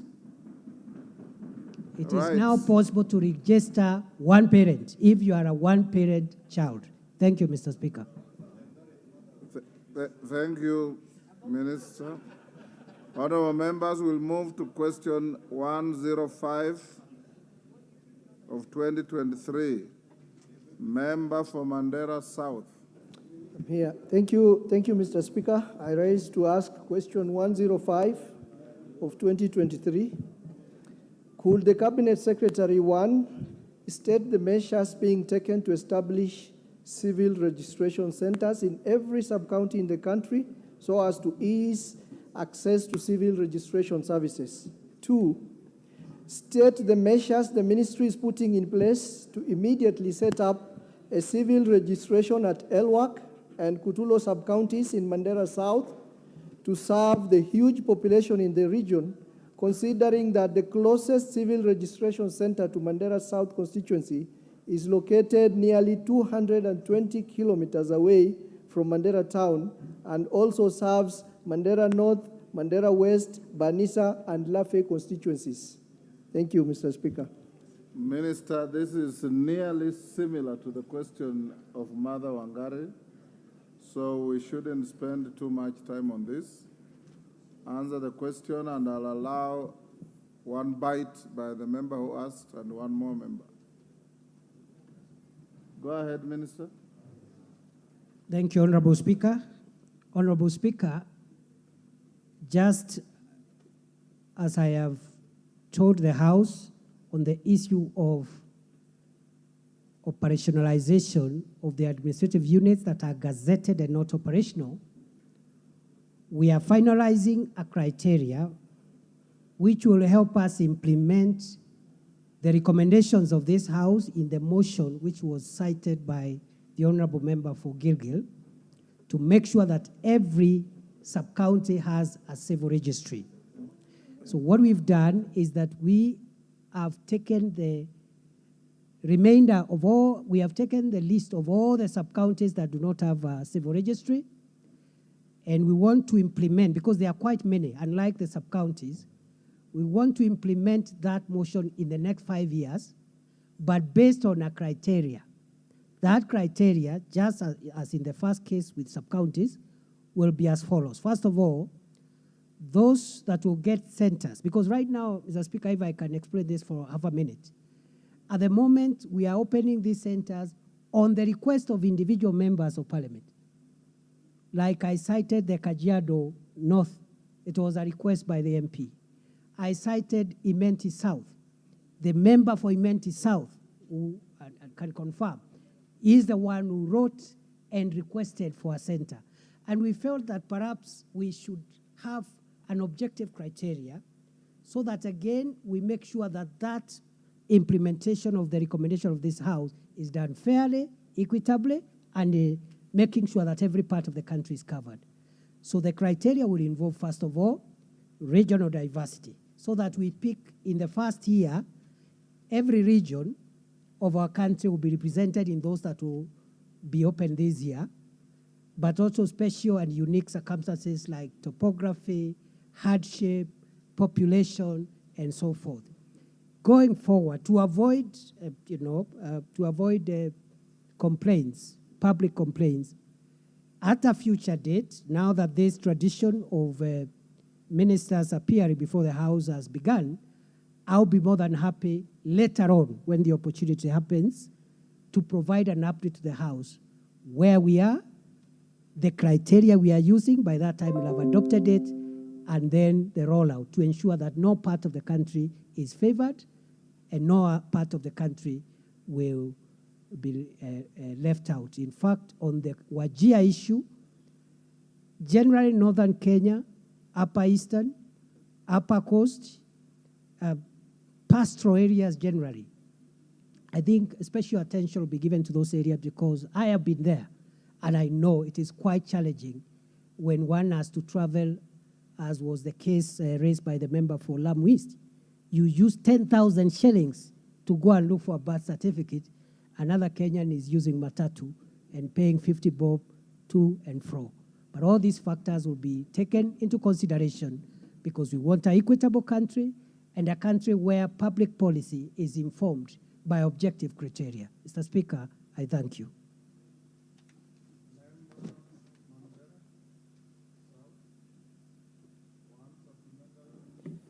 Thank you, Mr. Speaker, sir.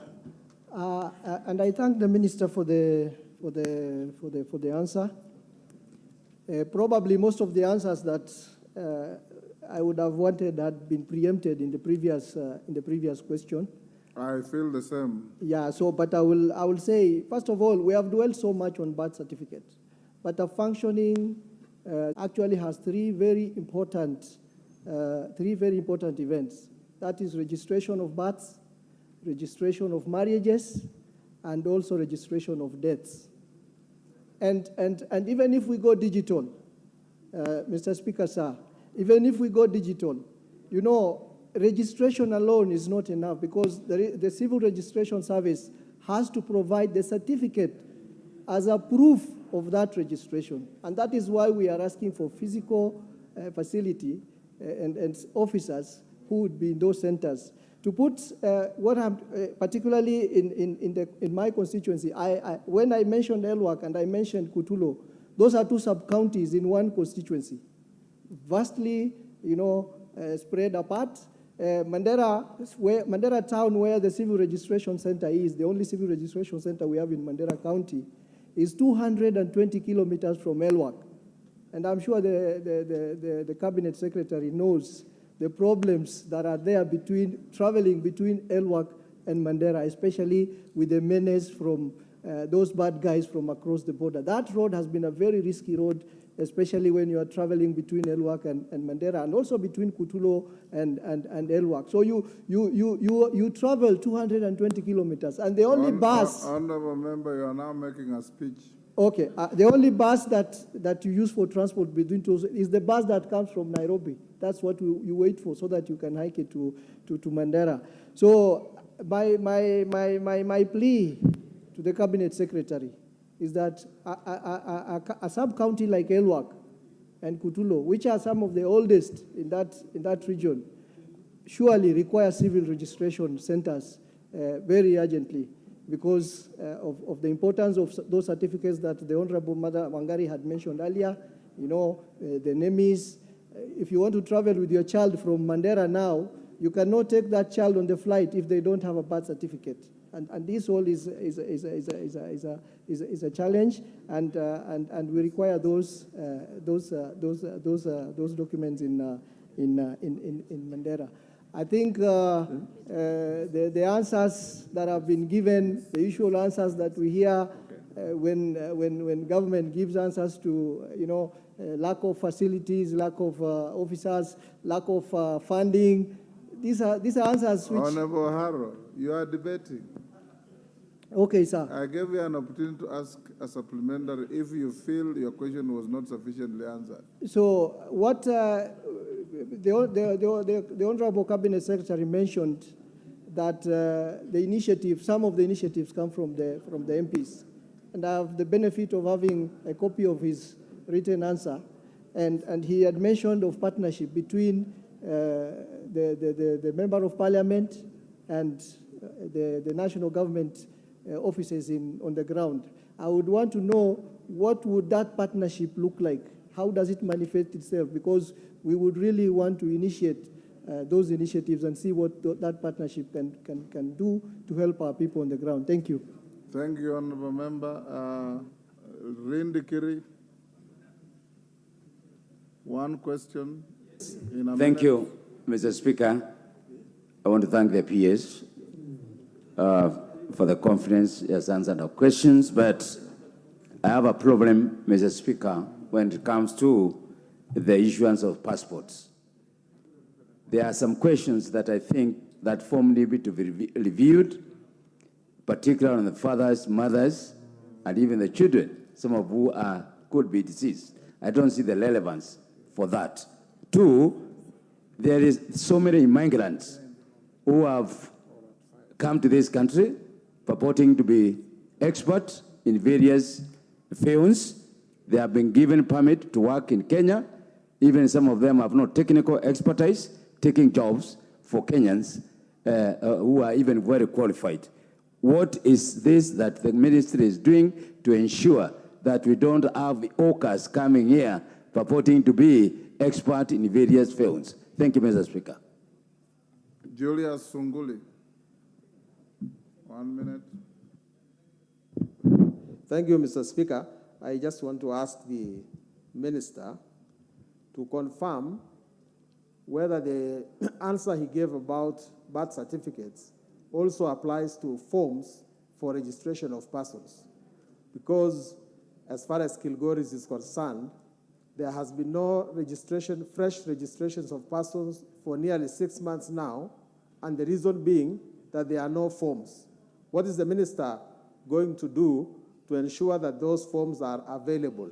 And attached to that, Mr. Speaker, if the minister could confirm, could explain what he means by operationalizing new administrative areas when in fact it is members of parliament through CDF who build these facilities. All he does is to post people there. And could he remove Kilgoris from, Transmara West district from those districts that require vetting because we do not border any international, we don't have an international border. Thank you, Mr. Speaker. Member for Kilome.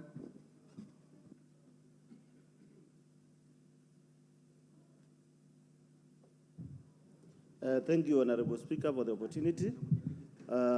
Mine is just very brief, and this one goes direct to the CS.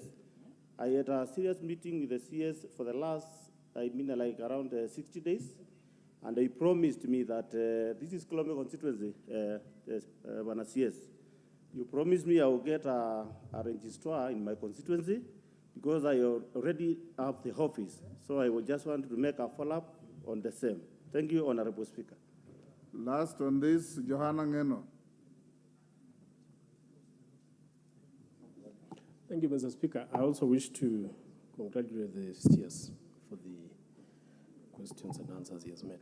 Mr. Speaker, mine is just almost on the same issue of registration centers. Mr. Speaker, I would wish the CS to consider whether in those areas where there are no registration centers, to make mobile registration so that those people who cannot, or by the time the government puts money to build offices and send officers there, people should be able to access those particular registration centers.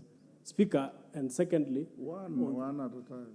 Speaker, secondly, on the question of boundaries, areas that are bordering international countries, where we have serious vetting and actually denying people to get their IDs, can they also remove Mutembei from that list of constituencies which are bordering either Tanzania or other countries? Thank you, Mr. Speaker.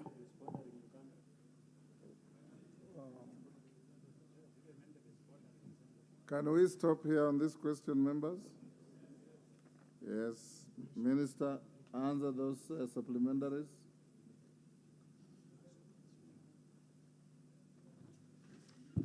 Sorry, Honorable Speaker. Honorable Speaker, on the last issue, which has been raised by a member for Mutembei and another member earlier on, the government takes the view and has decided that vetting is a discriminative process which exposes citizens from certain parts of the country to unduly difficult procedures. Of course, the reason why this policy has been there is for good reasons. It's for our national security. Where you have large threats, then you need to be a bit careful so that you minimize security threats through the registration of our citizens. However, we have come up with a modality of ensuring that all critical documents from passports, IDs, birth certificates, all critical documents must be supplied within 21 days, irrespective of where the applicants come from. Where possible, they can come out in 3 days, in 7 days, in 10 days, but no Kenyan should wait for 6 months, for a year, for 2 years to get an ID or a passport simply because they come from a certain part of the country. Therefore, within the next 3 months, the policy of vetting in all the citizen registration services will be abolished and replaced with a new way of ensuring that all registration documents are achieved by all Kenyans within a maximum of 21 days. Honorable Speaker, the issue of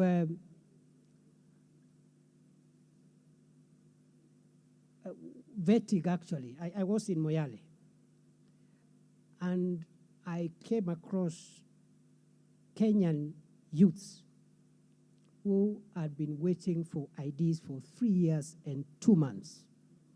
About 10 young people from Moyale. They applied when they were 18, now they are 21, and they are still waiting. Why? Vetting. We are still, NIS and other institutions are still verifying certain things. This is unacceptable. We are going to abolish that. Honorable Speaker, the member for Kilome, it is true, I agree, Honorable Speaker, I committed to the member who came to my office that we will post a civil registration officer there, but I asked him to support, and that also ties with the question the member asked, what kind of support is this the CS is talking between the national government and CDF? Where the member through CDF is able to obtain consent to build the office, then we give staff and of course the resources that are tied to making sure the office is operational. And that is what we are calling operationalization for the member for Kilgoris. Because even if it's built by CDF, CDF is also public money, okay? But the unit is not operational because the Ministry of Interior must post an officer and give that officer money in the budget to run the office. You can build an office and it's not operational because, one, there's no staff, or you have staff who have no budget to run the office. Honorable Speaker, therefore, in response to the member for Emurua Dikil, member for Kilgoris, and other members, vetting will not only be abolished in those constituencies, but across the country. And for the member for Kilome, now that the office is complete, I will post a civil registrar in Kilome on Monday. Thank you, Mr. Speaker. Honorable Joseph Gitari, you have 2 questions in a row. Minister, indulge him to ask both at the same time. They seem to be related to security issues. So ask question 106 and 107. Together. Together. Thank you, Speaker. I wish to ask question 106 of 2023, where I'm asking the Cabinet Secretary. Minister, note that there are 2 questions coming at the same time.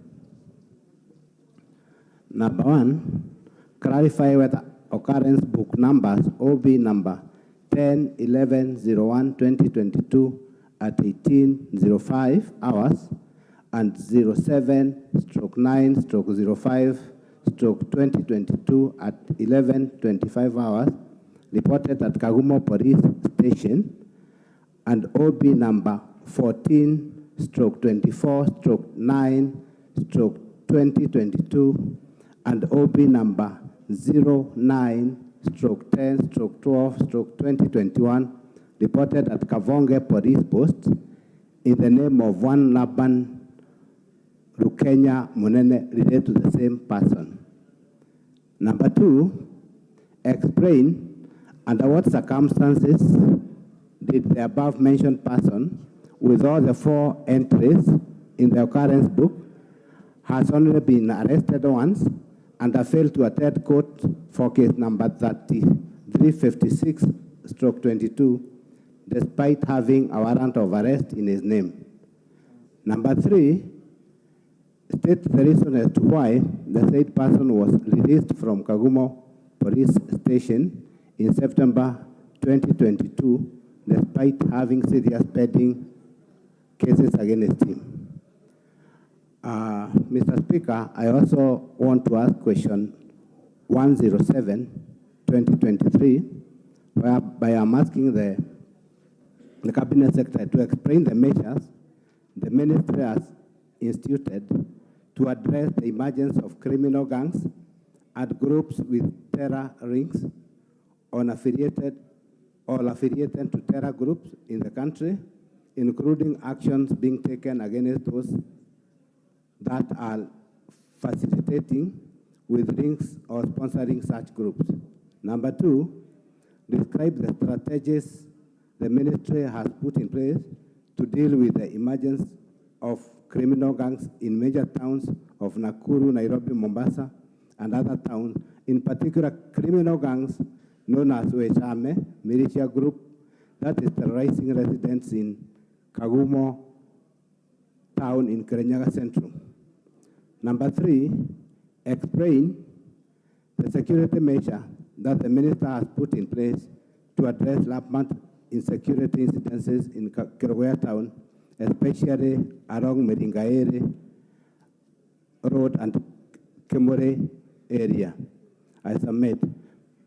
Minister, I think those are related questions from the same area, and we can be done in 20 minutes on this. Thank you, Honorable Speaker. Honorable Speaker, the question raised by the member for Kerugoya Central regarding the suspect Laban Rukenya Munene, I would like to respond as follows. That yes, the four entries to the OB at Kagumo Police Post and Kabonde Police Post relate to one person, namely Laban Rukenya Munene. This is a suspect of crime who is awaiting prosecution before the Baricho law courts and is accused of stealing on various dates. He stole from a victim called Mary Karuana Gashoki, twice actually. On a third occasion, the same Rukenya, the same Munene stole from a Mr. John Rukenya, and on another occasion he stole from a Miss Jemima Wangeshi. The suspect was arrested on 3rd of April 2022 and arraigned before the Baricho Law Court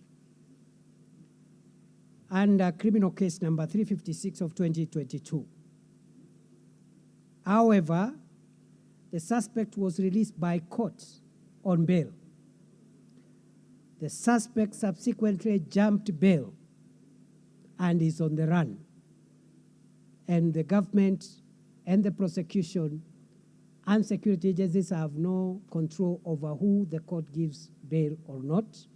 So the prosecution tried to oppose the granting of bail, but the court ruled against the prosecution. The bail was granted, and when the suspect was admitted to bail, he jumped bail and is now on the run. The prosecution went back to court and obtained a warrant of arrest, and we are still looking for this suspect. The security agencies are yet to track him down, but I want to assure the member for Kirinyaga Central and the House that criminal investigations, criminal matters are never closed, and therefore we are actively looking for these suspects with a view to arresting them in line with the arrest warrants in our possession, and also to produce them in court for prosecution. Honorable Speaker, with regard to the next question from the same member, parliamentary question number 107 of 2023, I would like to respond as follows.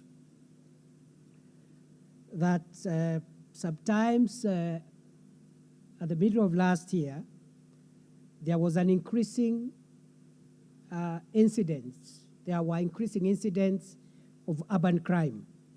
The most affected urban center was Nairobi. And by the time this administration was sworn into office, around mid-September, there was a huge crisis in this city arising out of terror gangs, gangs of youths, knife-wielding, some armed with pistols, other crude weapons, terrorizing people, robbing people day and night in many parts of the country. We have been able to contain that problem in Nairobi drastically by change of command, but also by change of strategy and deployment, by using special units within the National Police Service. And by and large, I think I am happy that crime has come down by nearly more than 60%, if not more, based on the statistics we are getting, and that matter is under control. But we are also aware there have been some criminal gangs terrorizing people in Nakuru, a gang called Confirm. We have been able to neutralize that threat because 3-4 months ago, it was a real menace. We've been able to arrest the ringleaders, and some of them have been arraigned in court. And right now, I think the situation is under control, and I can also report in the process we had to change again the command of Nakuru County to make sure that we inject fresh leadership and a new team, because sometimes when officers stay in one area for some time, they become a bit lethargic. And that's why we have a policy that no officer, no commander should stay in one station for more than 3 years, to allow them not only serve the whole country and the variety of the entire country, but also to ensure that they don't get involved in local communities and start being lethargic and not become the professionals they are supposed to be. The strategies, therefore, that we are applying to deal with this problem of organized gangs include intelligence-led investigations, which are working very well. But unfortunately, the downside, Honorable Speaker, is that intelligence-led investigations take a little time. But whenever we zero in on a suspect, we have enough evidence, enough intelligence, enough evidence that can be able to help us deal with the core of that issue. In fact, this is the approach we are using in the area issue of banditry. As we speak, we have on our radar very, very high-ranking suspects within the banditry networks. We believe we have enough information, and perhaps once we start striking on the network, the thing will come down. But you know, we needed to take a bit of time to be sure that we have the right information that can help us nip the problem in the bud. Other than that, we are investing heavily, Honorable Speaker, on special units so that to allow police on general duties to concentrate on general maintenance of law of order. But where you have organized crime, organized gangs, banditry, terrorism, trafficking in drugs, and other sophisticated crimes, we are using formed units, including the Rapid Deployment Unit, including ASTU for livestock, the Anti-Stock Theft Unit, including SOG, the Special Operation Group, which has done a great job in neutralizing some of the most complicated security threats, especially in the counter-terrorism effort, and also including SWAT, which is the Special Weapons team that deal with urban close-range crime prevention and crime combating. And we have SWAT teams for men and women officers who do not operate in uniform, and they are really helping us a big deal in containing urban crime. And based on the information that the member has raised about Kagumo town, I am going to personally discuss with our police command in Kagumo so that we put in place a program to make sure that, as we have done in Nairobi, as we have done increasingly in Nakuru, we also exterminate that criminal gang before it takes over Kagumo town, because this country must be a country where citizens are free and they are not living under the terror of criminals. I thank you, Honorable Speaker.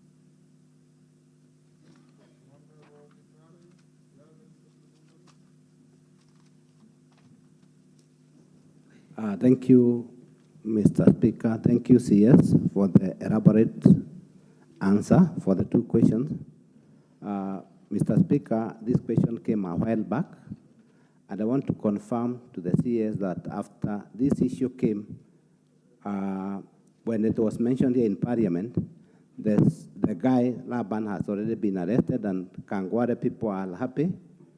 He has been arrested. He was arrested on Monday. That is Easter Monday. So the court will deal with that case. On the other issue, I want to commend the CS, Mr. Speaker, because I went to his office personally, and we discussed issues about Kagumo, and so far, the OCS who had overstayed has so far left the station, and even the OCS for another area in Kanyekine called Mutito, who has also left. On the other question, there were a number of as the CS is saying, there were serious criminals, especially in the Kagumo area. They were breaking into businesses, and this was immediately after the elections. But I want to confirm that this has so far gone down, and we are happy with the work we are doing, Bwana CS. I don't have any other question. I thank you. Yes, those are just comments. Kikaria.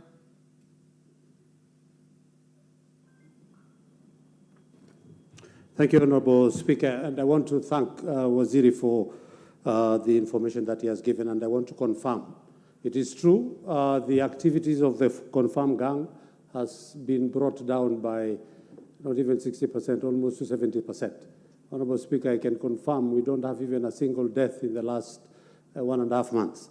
But my question that I want to ask Waziri on this confirmed gang, Honorable Speaker, is that maybe, I don't know if he has a record of the number of deaths caused by these knife-wielding gangs, because they carry a knife always, and they strike using the knife, including 2 of our very good rugby players who lost their lives around 3 months ago. So maybe if he has a number of the deaths which have been caused by this criminal gang. Secondly, phones are involved, because whenever they strike, they get your phone. And the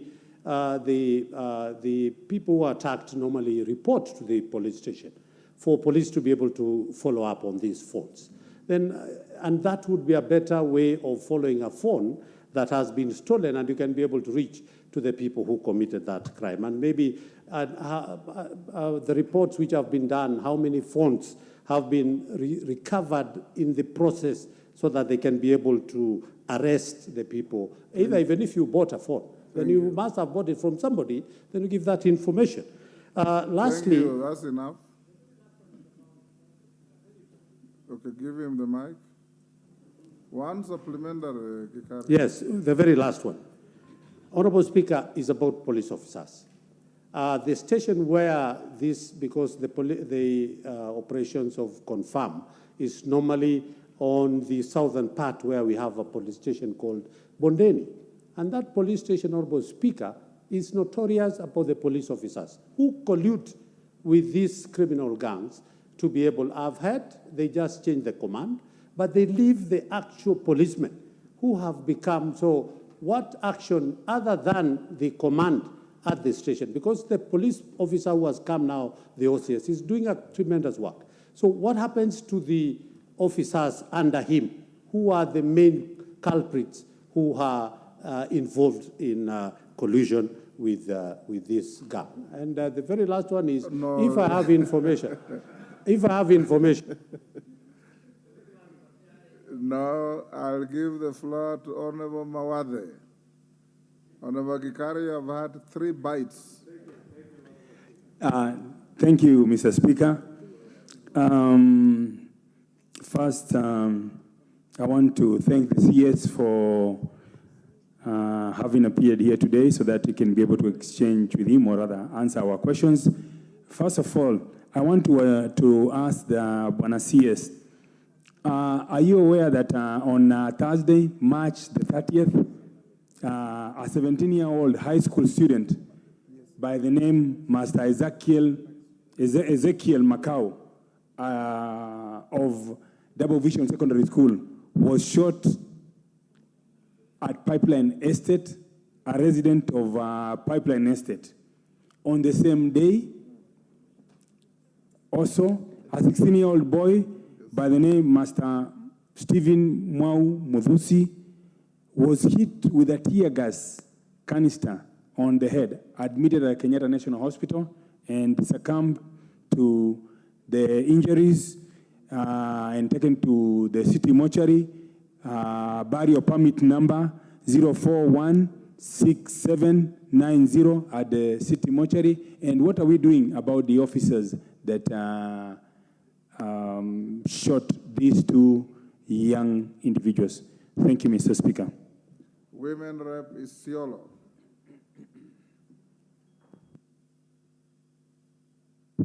Thank you, Mr. Speaker. Mine is a very specific question that concerns the commitments made by the Cabinet Secretary during his visit to Isiolo County on matters in security. First of all, I would like to thank him for making an effort to go to specific places where we've been having a challenge with insecurity along the border. That is Garissa, Wajir, and Samburu area, where it's becoming a security hotspot. We may be enjoying a relative peace at the moment because of the drought situation that has existed before, but now we are getting out of that with the blessings of the rain. Most expected scenario will be, there will be hate.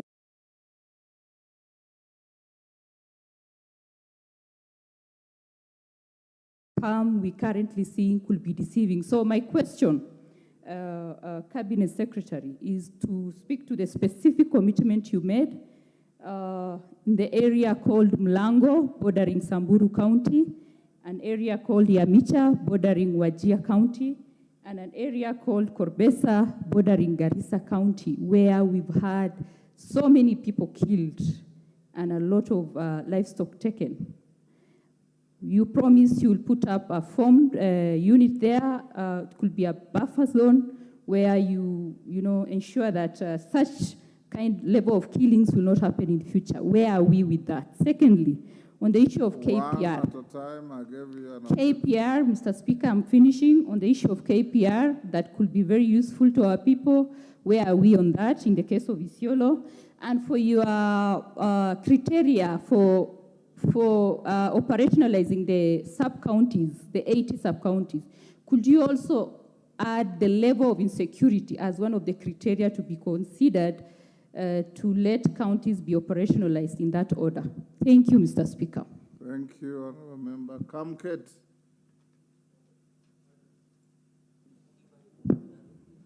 Mr. Speaker, thank you. Mr. Speaker, I believe, Mr. Speaker, that the appearance of the CS today in Parliament should be the beginning of our return constitutionally to the old system where Cabinet Secretaries are members of Parliament. Because indeed, we have been speaking to each other as Parliament without the presence of executive. Honourable Kamket, I've given you an opportunity to ask a supplementary question or I to am, make a speech. Mr. Speaker, thank you. Yes. Mr. Speaker, you will indulge me because earlier on, some issues were raised about even my constituency. But I would like to ask the Cabinet Secretary, number one, could the Cabinet Secretary consider reviewing the curfew orders to exclude trading centers that are, in order not to lose the largely peaceful populations, the trading centers in my constituency? Number two, Mr. Speaker, given that so far there has been no policing value or even deterrence value of roadblocks, could the Cabinet Secretary consider reducing the roadblocks to make them as friendly as possible so as not to marginalize further the marginalized constituency of Tiati? And finally, Mr. Speaker, I would like to take this floor to invite the Cabinet Secretary very politely to Tiati. I have seen him looking at Tiati from a binoculars in some instances. I would like to invite him and take a visit, and perhaps he will come back with a better view of that marginalized constituency. There are, finally, sorry, Speaker, there are some gazetted administrative units, and there are others which we have proposed in order to bring government as close to the people as possible. And could he make a commitment on the floor on whether that is going to be done in the shortest time possible, including the Tiati Central Sub-County? Thank you, Honorable Speaker. Saidi Poster.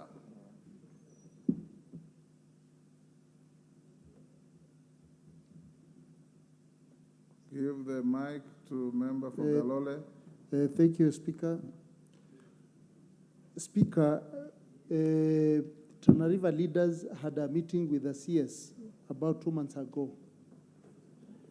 And in that meeting, the CS promised to give NPR from Tana River guns.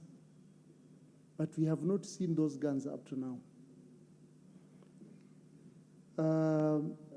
I want the CS to tell us when we are getting those guns. Tana River borders Lamu, and you know Lamu is a very volatile area in terms of security issues.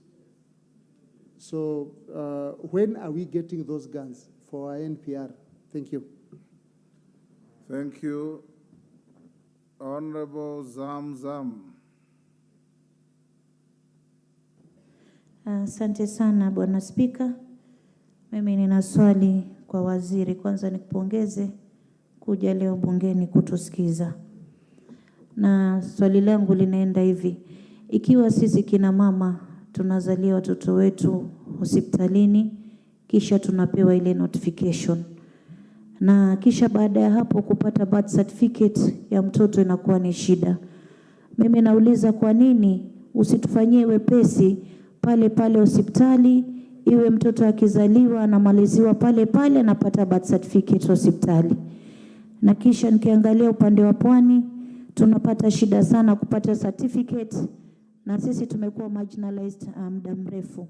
Mimi nataka niulize kwa nini nakuwa Mpwani ama yule wa Northeastern anaambiwa lazima alete birth certificate ya babu, ya nyanya, ya nani, wakati ni Mkenya, pengine wale wazazi walikuwa ama babu walikuwa hana hiyo. Hiyo imetusumbua sana katika Pwani, na tunauliza kama waziri utasaidia vipi wakazi wa Pwani na kina mama kwenye birth certificate. Asante sana. Mama Zamzam, hilo swali tulimalizana nalo zamani sana. Sasa tuko na swali la mageng ya uhalifu.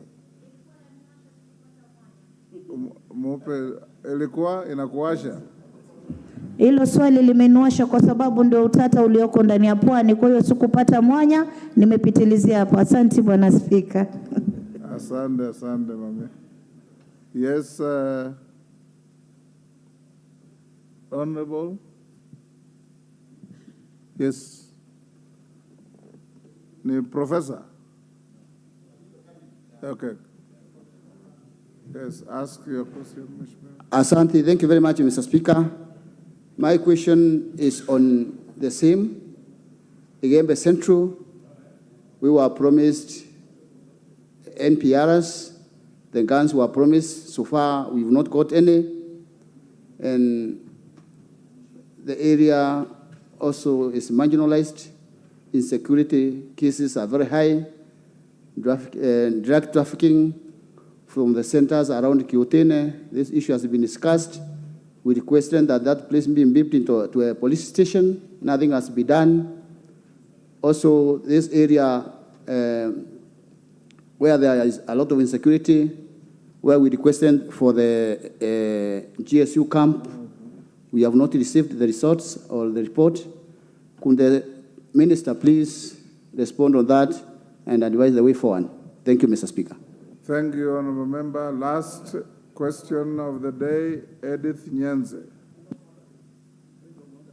Gikaria, what is out of order?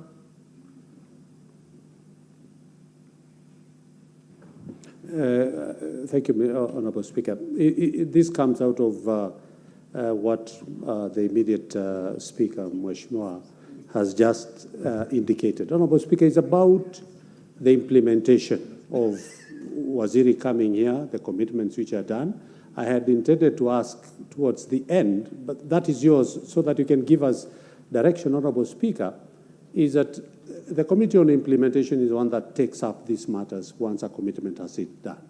And I don't know whether we have any members of the Committee on Implementation for them to be able to be picking up what the Minister is committing to do, like what you have just said, that it was promised and it was never done. So that is a work of a committee. Gikaria, I'm only asking. I'm sorry. Something untenable. That is why we have Hansard, and that's why we have these officers sitting in front of the Speaker. Yes. Edith Nyenze, what is out of order?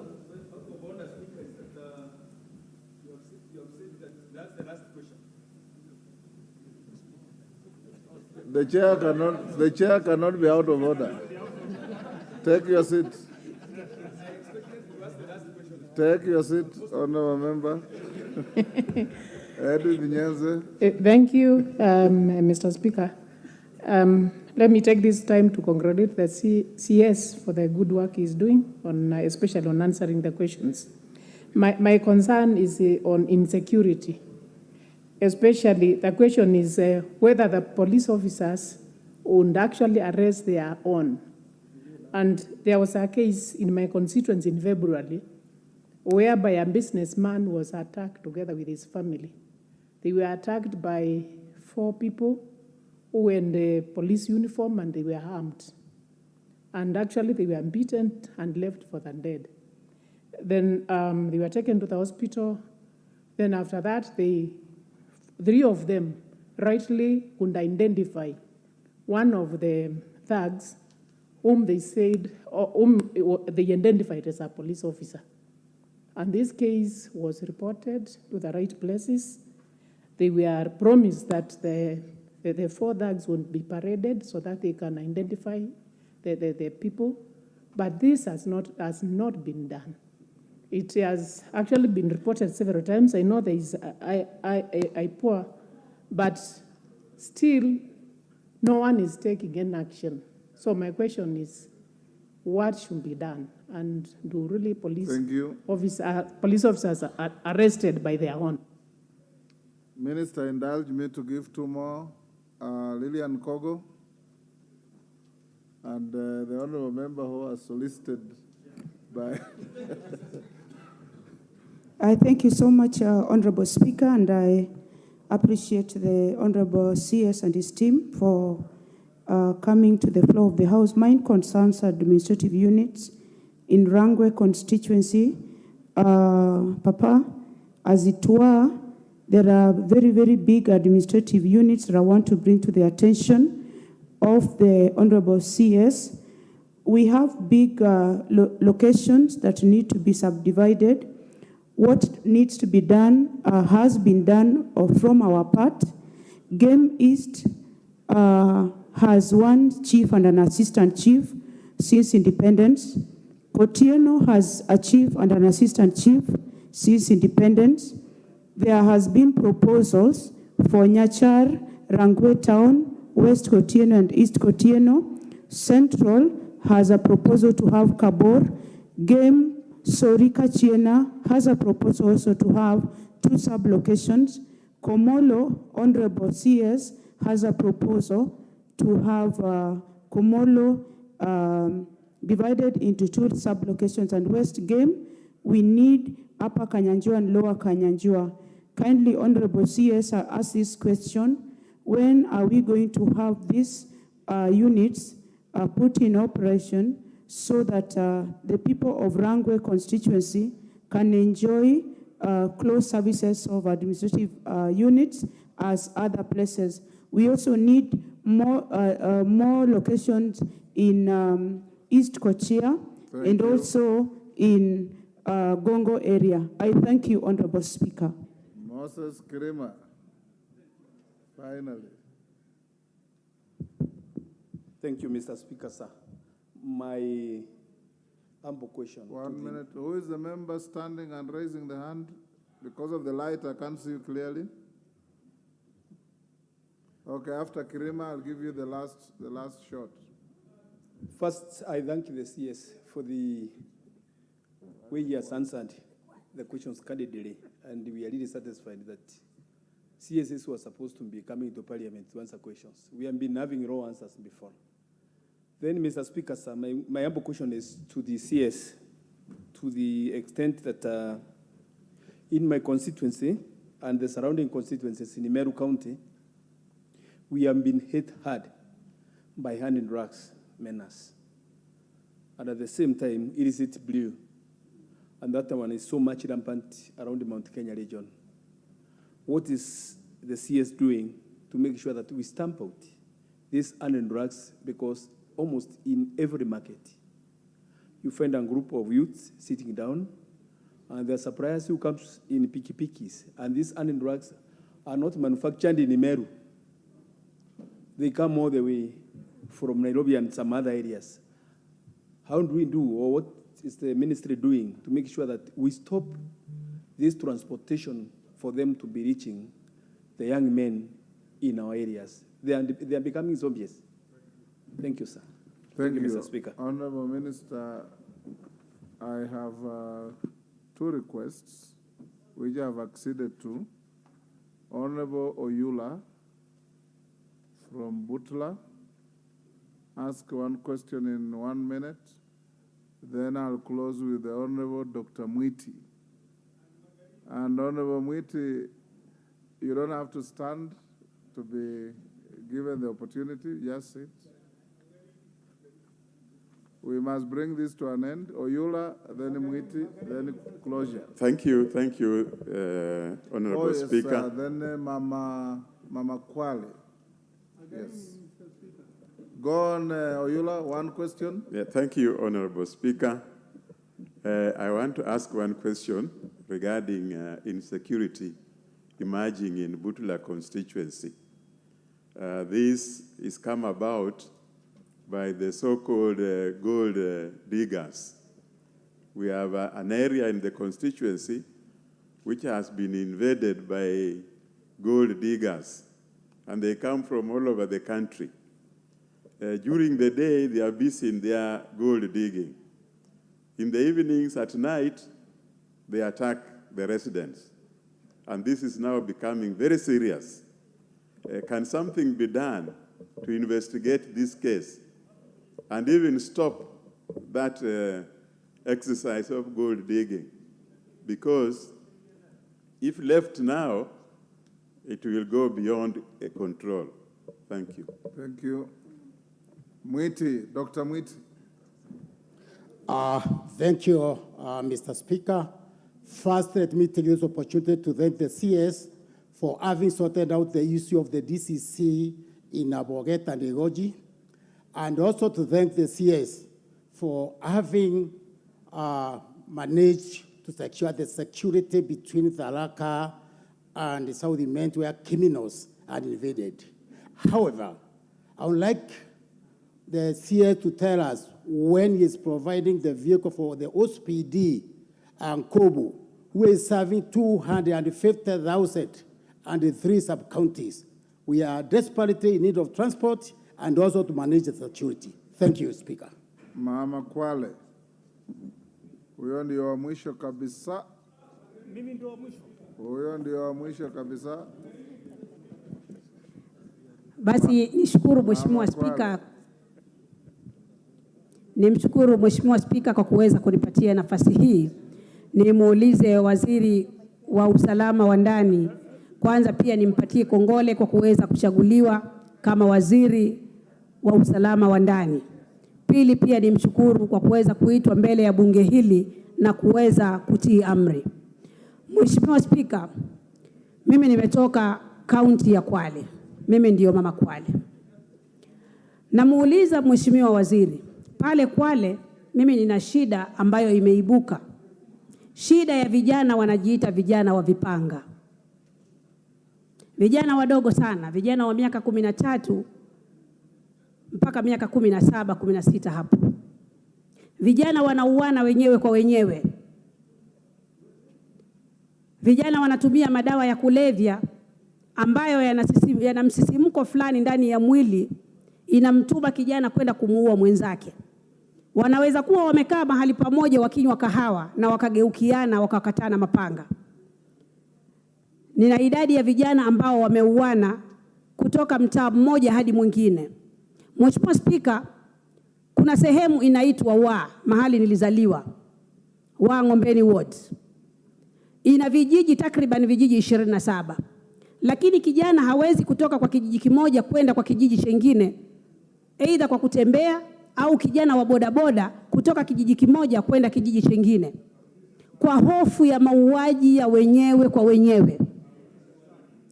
Na polisi wetu wameshindwa kudhibiti hali ile. Mheshimiwa Spika, swali ni lipi? Sasa mimi nauliza, wizara ina mipango gani Mheshimiwa Spika ya kuzuia uhalifu huu? Asante sana Mheshimiwa Spika. Thank you. Asante sana Mama Jen Kihara.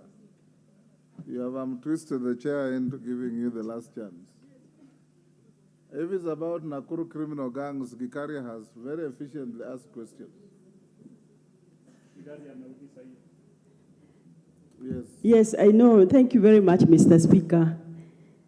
I sat there on intervention. I thought you just wanted to hear about bandits. We don't have bandits in Naivasha. Mr. Speaker, I wish to ask the minister whether he knows that there is a notorious Kenya Coast Guards who guard our inland Lake Naivasha, who have been killing our youth right, left, and center and drowning them, because when they go to look for their livelihood.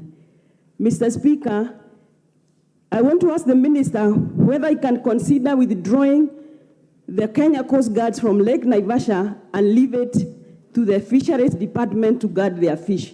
Otherwise, these people have killed so many youth, they have drowned them, they are notorious, and I am not sure that is why we have Kenya Coast Guards, because this is an inland lake. They can be used elsewhere in the international boundaries. Thank you, Mr. Speaker.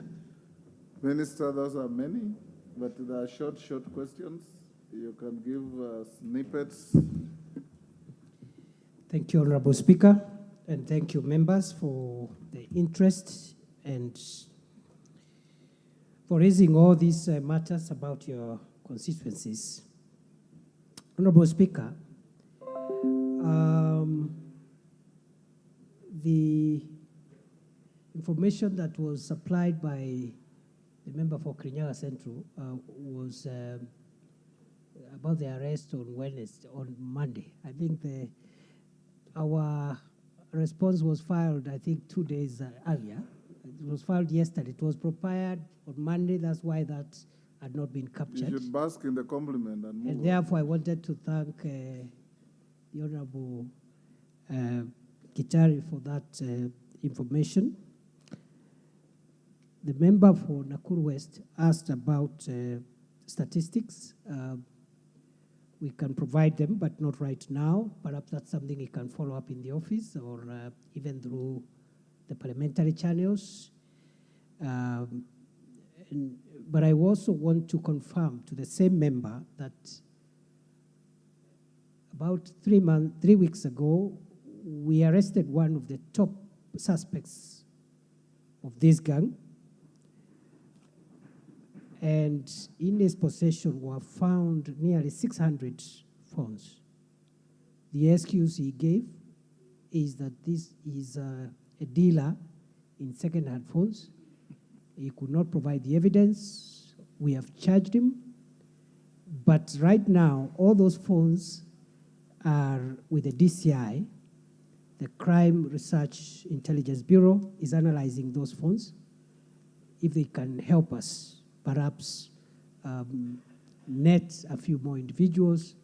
And therefore, I agree with the member for Nakuru Town West that the phones that are stolen can help us even track victims who are alive, who can even give us more information about who stole from them, and we continue tracking and finding these criminals and their command system. Honorable Speaker, I have also heard from the member for Nakuru Town West about the East, the Honorable Gekaria, about the Bondeni police station. We will follow up. But as I've said, the policy of government, which we are going to apply across the country, in every polling station across Kenya, every police station, every police post, no officer of whatever rank who has served more than 3 years will remain there. So not just for Bondeni. We are going to do it. It's going to be across the country.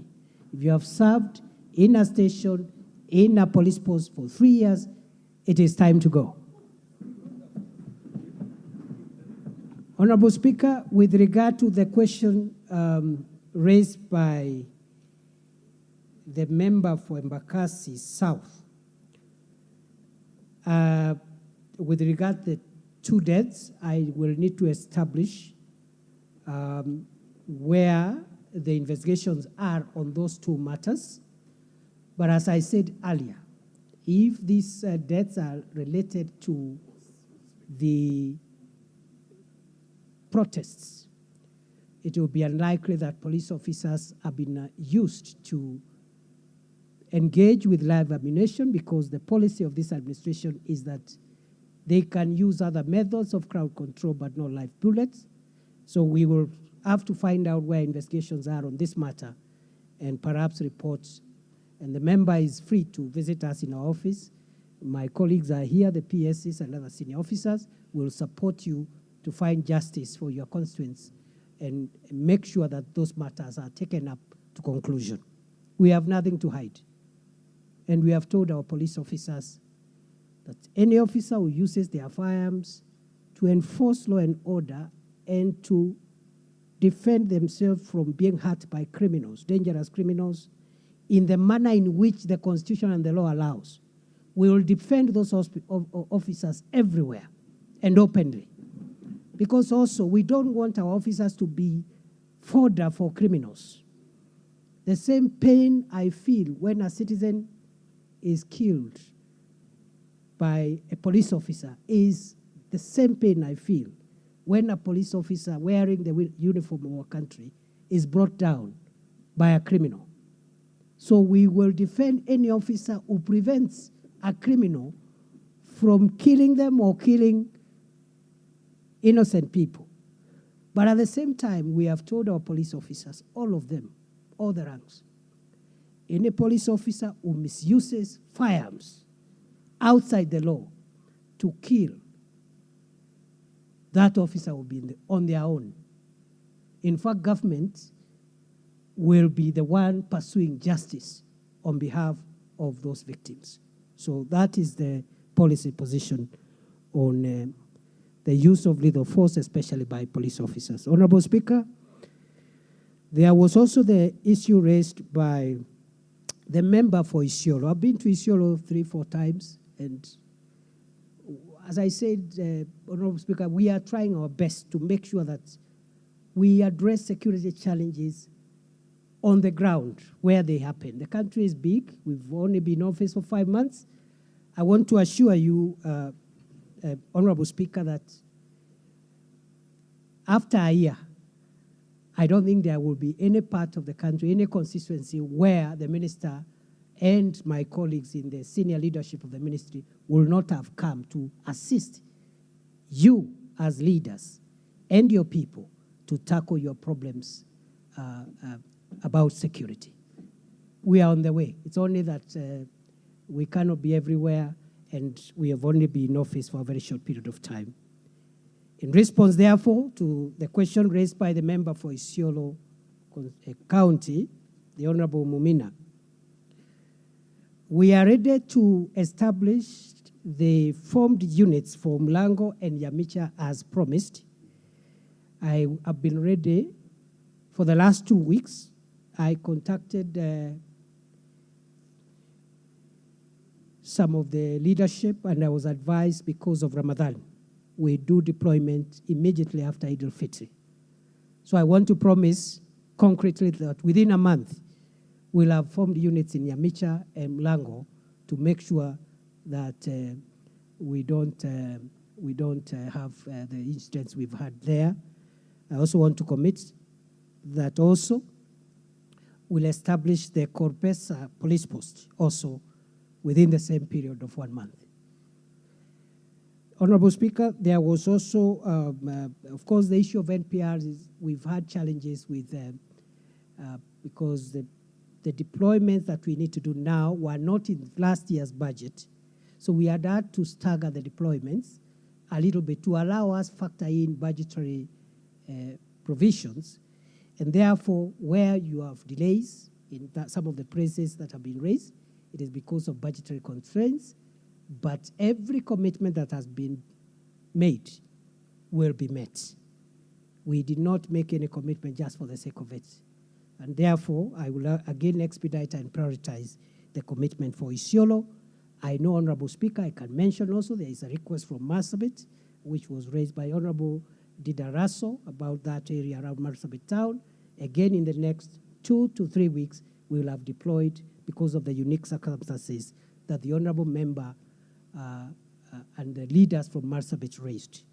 Honorable Speaker, there was also the question which was raised by the member for Tiati, the Honorable Kamket, who correctly stated that he saw photographs of the minister looking at Tiati on binoculars.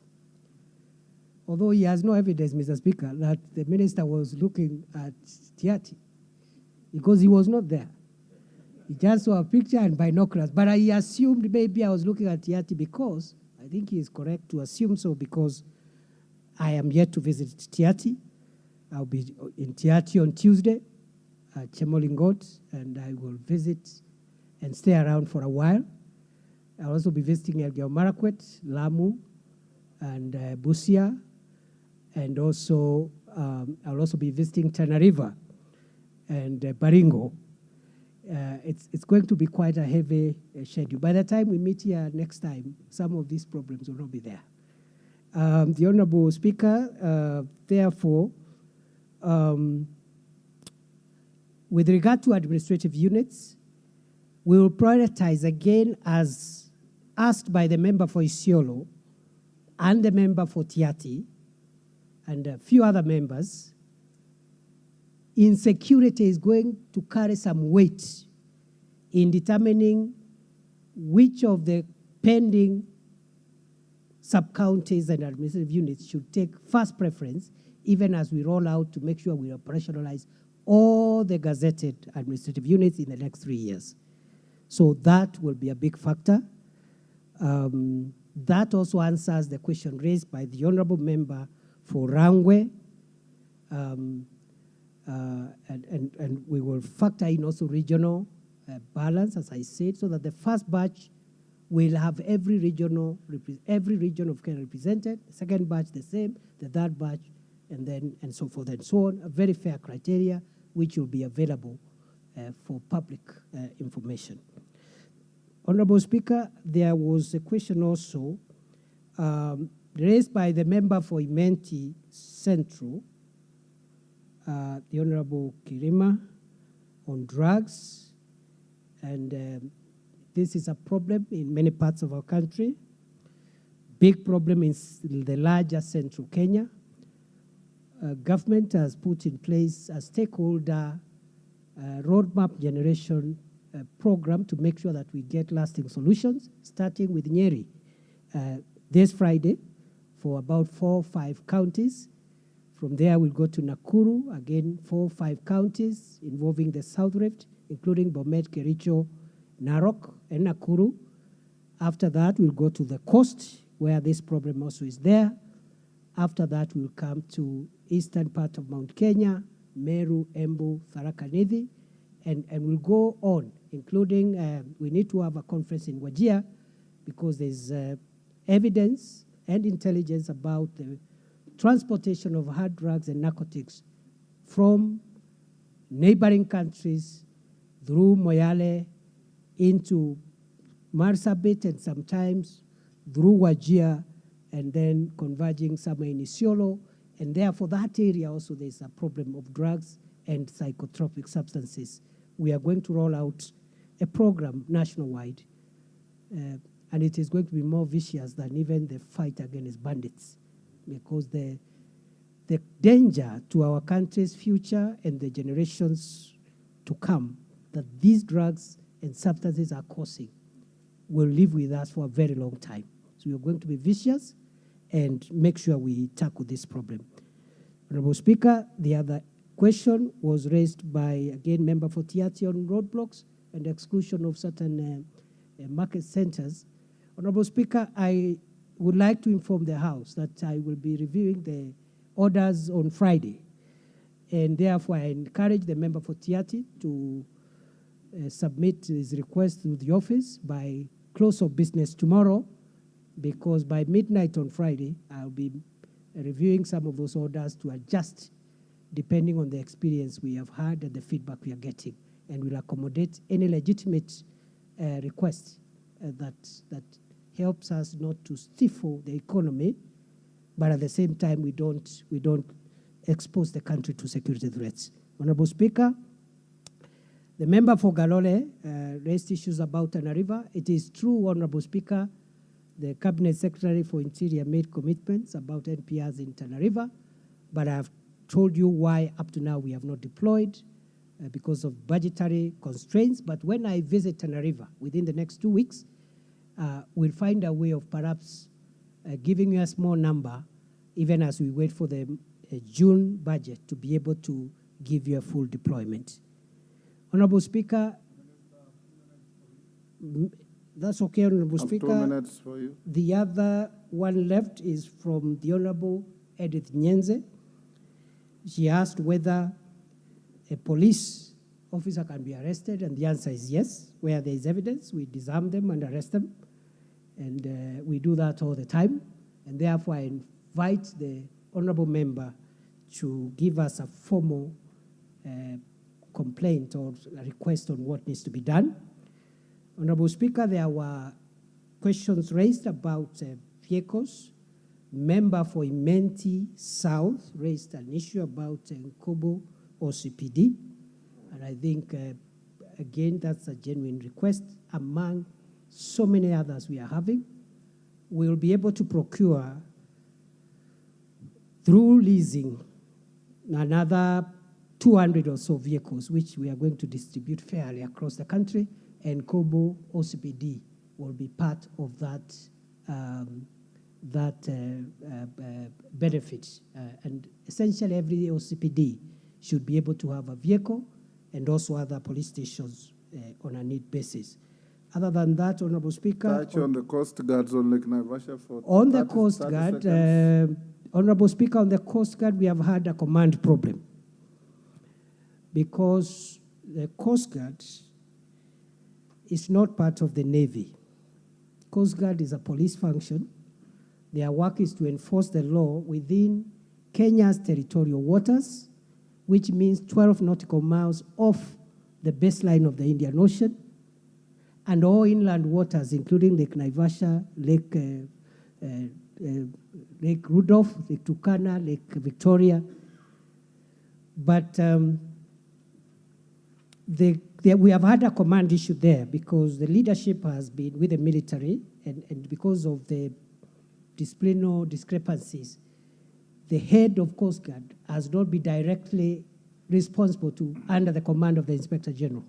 And that has had enforcement issues. It has been resolved. And today, His Excellency, the President has appointed a senior police officer to be the Director General of Coast Guard. That senior police officer will be responsible directly to the Inspector General of Police. Then the other agencies now, including the military, can second other officers, KRA, and other enforcement measures.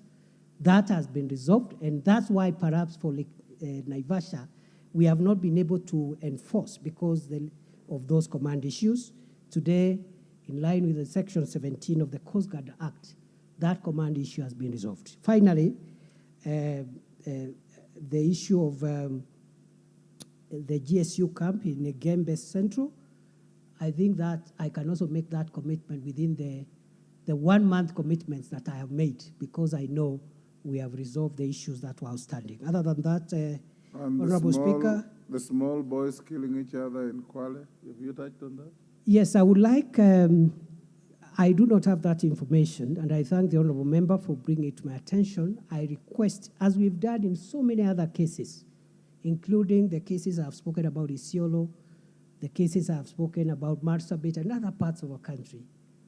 Honorable Speaker, the reason we have been able to address these issues, Kenyaga Central and everywhere else, is we've been meeting with the leaders, including members of parliament.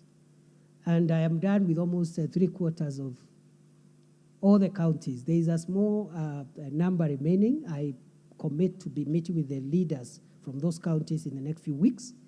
So I encourage the member for Kwale to formally write and say what it is, so that it becomes the genesis of developing a program to resolve that emerging gang in Kwale there that can grow into a big problem in future.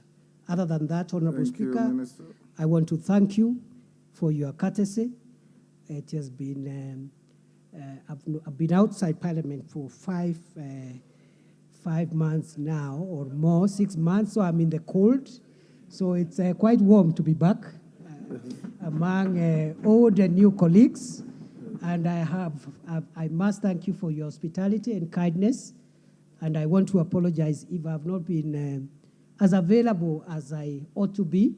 We'll try and improve and work together with you as elected leaders to deliver the vision of a safe Kenya and a country where the leadership responds to the needs of the public. Thank you, Mr. Speaker. Thank you, Minister. You may take your seat there. I have a request from the chair of the committee that oversees your ministry. Honorable Tongoyo, we have exhausted our 3 hours. We have only about 4 minutes left. So I'll give you 2 minutes to say what you want to say. Thank you, Honorable Speaker. I will try to finish what I wanted to say. The 2 minutes allocated. Mine is first to congratulate and commend the Honorable CS for Interior and Interior and Government Coordination for being the first to appear before this House to answer to these questions of members. And true, Mr. Speaker, he has really done it well. I'm sure from the majority of the questions asked by members, he has really answered them satisfactorily and clearly well. And this confirmed the wisdom of His Excellency the President to have the standing orders amended to allow the cabinet secretaries to appear in this House to answer members' questions. I'm sure he has really set the bar so high. I'm sure the rest of the cabinet secretaries appearing will really have a little bit of hard time to match up. Mr. Speaker, from the interest generated by members, inform the importance of the matter security in this country. And I want to personally take this opportunity to thank the CS, whom I've worked so closely with since he was appointed. And I can confirm that I think he's the only cabinet secretary who has never traveled out of this country, because he has been always attending to the matters of his matters of this country. And he has actually demonstrated that he has even managed to have traveled to almost every part of this country. So he's a very dedicated officer, he's a very dedicated minister. And there's been a complaint from members of this House that majority of cabinet secretaries hardly respond to their request, to their phone calls, but Professor Kindiki has been an exceptional. So I want to commend him and Kenyans have got high hope, and I just want to ask him to keep the pace because Kenyans have got a lot of trust in him. Mr. Speaker, as I near to finish, what has been asked by these members touches their constituencies, and they were talking on behalf of their members they represent. But one thing stood out. We have a very committed, dedicated, more focused cabinet secretary, but resources has been always a problem.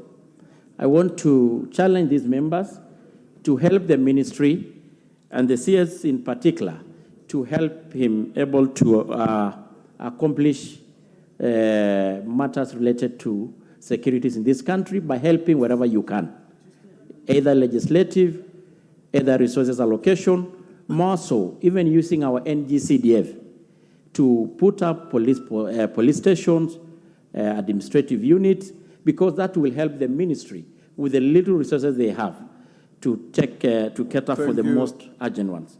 Yes. So, Honorable Speaker, I want to say thank you so much, but just 1 minute. Just add me a minute, Mr. Speaker. Lastly, as I finish, the CS talked about the issue, the very, very emotive issue of security in this country. And I know there's been a challenge, mostly on the North Rift, and members are convinced that the government is taking all it can to address it. Buena CS, you've talked about the majority of the criminal activity in this country, and it's true, crime is a crime, either perpetrated or done by our police officers, or a criminal gangs, or by bandits. And the misuse of firearm should be taken so seriously. I even personally have a situation whereby the NPR, working as rangers in my own constituency, Mr. Speaker, used the firearm that they were given to shoot to the innocent headers that were actually just going about their own businesses. And the matter is under the investigation of IPOWER and the CID, but should it be found necessary, we can able to even escalate to the CS to take action, even if it is actually recalling their firearms. Thank you, Honorable. So thank you so much, Speaker, and pongezi sana waziri. I'm proud of you. Time up. Murugara, what is the issue? Thank you. To give the majority leader 2 minutes. Thank you very much. The majority will take 2 minutes. I will take only 1 minute. Thank you, Mr. Speaker. Allow me to thank my constituent, the Honorable Professor Kithure Kindiki. Those who may not know, is actually a constituent of Tharaka constituency in Tharaka Nithi County.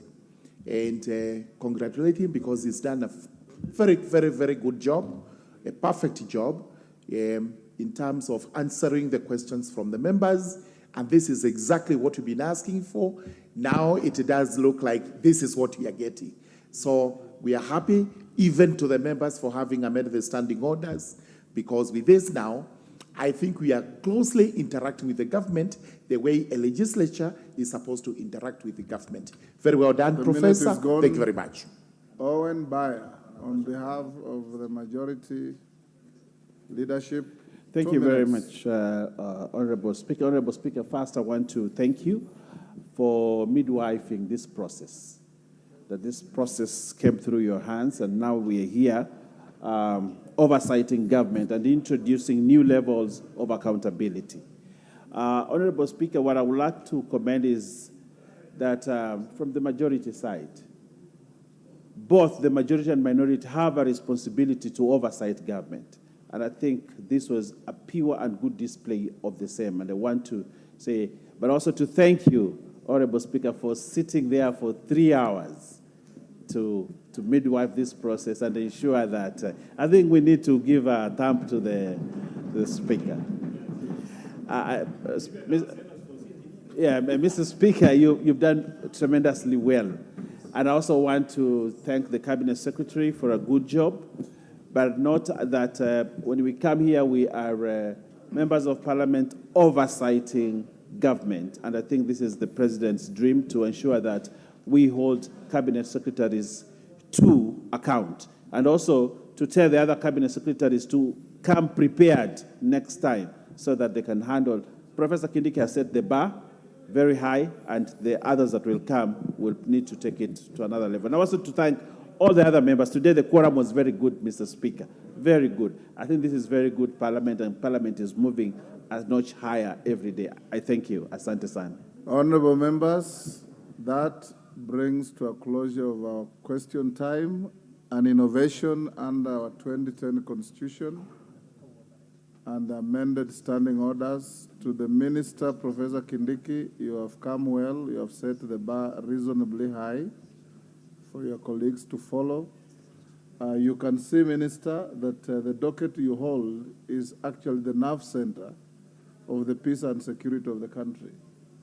The number of questions that have been raised by members on the floor, even the supplementaries, indicate very clearly that you have your job cut out.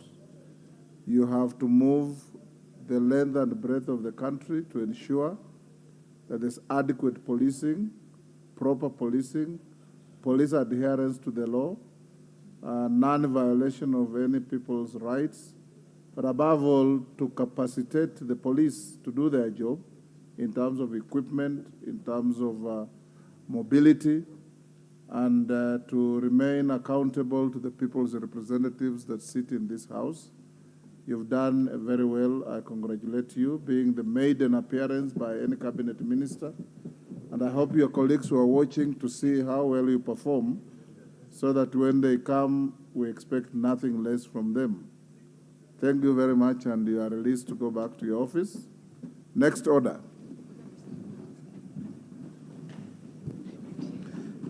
Order number 8, procedural motion, extension of period for consideration of a special motion on approval of appointment. Yes, call the Deputy Speaker. Who is coming, Bandit? Yes, Farah. The chairperson, the Departmental Committee on Justice and Legal Affairs. Yes. Honorable members, remember that if business is to be prosecuted in the manner we envisaged, you are sitting up to 9 p.m.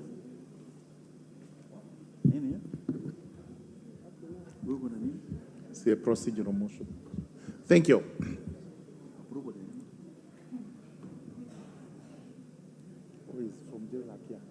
You just will second me. You just say Thank you. You say I second. Thank you very much, Mr. Speaker.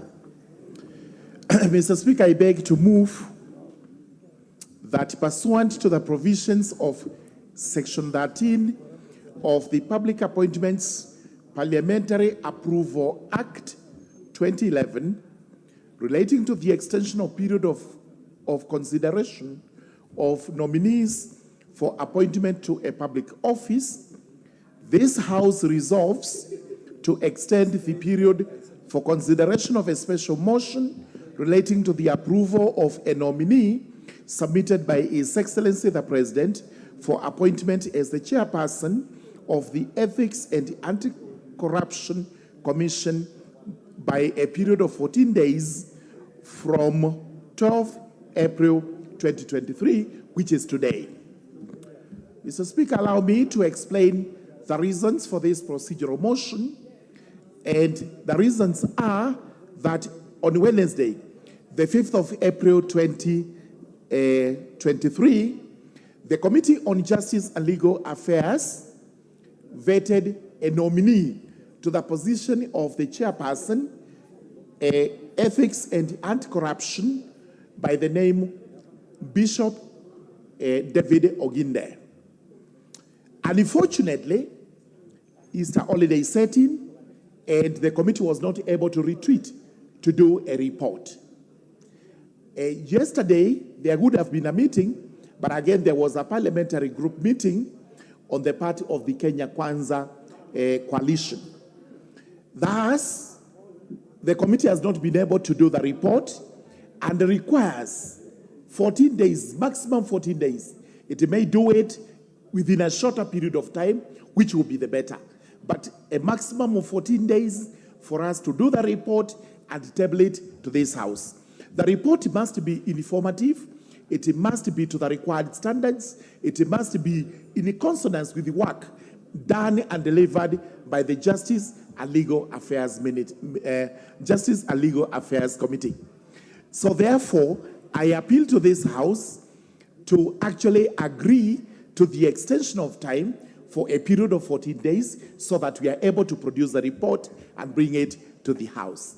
With those remarks, I beg to move and request the Honorable Member for Baringo North, Honorable McClap, to second.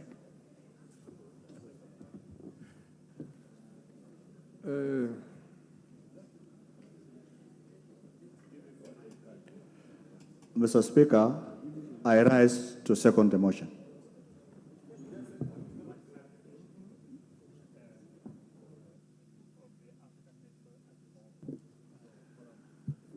Okay.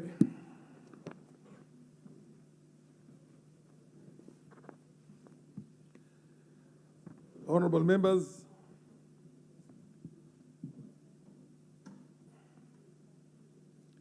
pursuant to the provisions of Section 13 of the Public Appointments Parliamentary Approval Act of 2011 relating to extension of period of consideration of nominees for appointment to a public office, this House resolves. Honorable members, I now propose the question.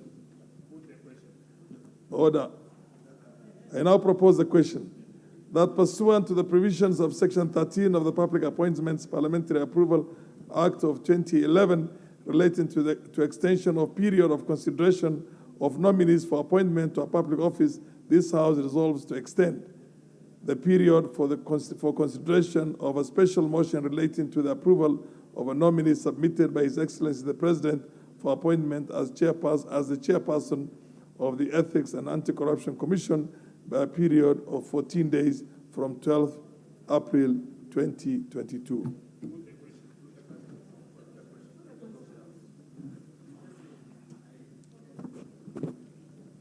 There being no need for somebody to debate this, I now put the question that pursuant to the provisions of Section 13 of the Public Appointments Parliamentary Approval Act of 2011 relating to extension of period of consideration of nominees for appointment to a public office, this House resolves to extend the period for consideration of a special motion relating to the approval of a nominee submitted by His Excellency the President for appointment as the chairperson of the Ethics and Anti-Corruption Commission by a period of 14 days from 12th April 2022.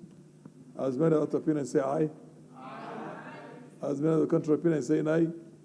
The ayes have it. Next order.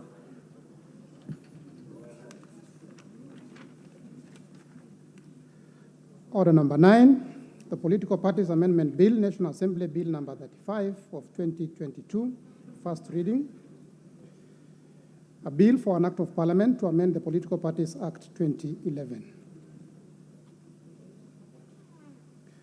Order number 10, the Parliamentary Powers and Privileges Amendment Bill, National Assembly Bill number 36 of 2022, first reading. A bill for an act of parliament to amend the Parliamentary Powers and Privileges Act 2017. Next order. Order number 11, special motion, consideration of nominee for appointment as member of the National Gender and Equality Commission. Chairperson, Departmental Committee on Social Protection.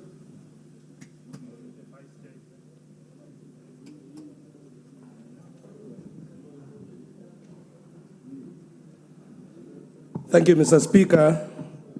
I beg to move that, taking into consideration the findings of the Departmental Committee on Social Protection in its report on the vetting of a nominee for the appointment as a member of the National Gender and Equality Commission, laid on the table of the House on Tuesday, the 11th April 2023, and pursuant to the provisions of Article 250, Section 2 of the Constitution, Section 11(7) of the Gender and Equality Commission Act 2011, and Section 8(1) of the Public Appointments Parliamentary Approval Act 2011, this House approves the appointment of Dr. Margaret Karungaru as a member of the National Gender and Equality Commission. Mr. Speaker, Honorable Speaker, pursuant to Article 252 of the Constitution as read with Article 11 of the National Gender and Equality Commission Act 2011, His Excellency the President notified the National Assembly of the nomination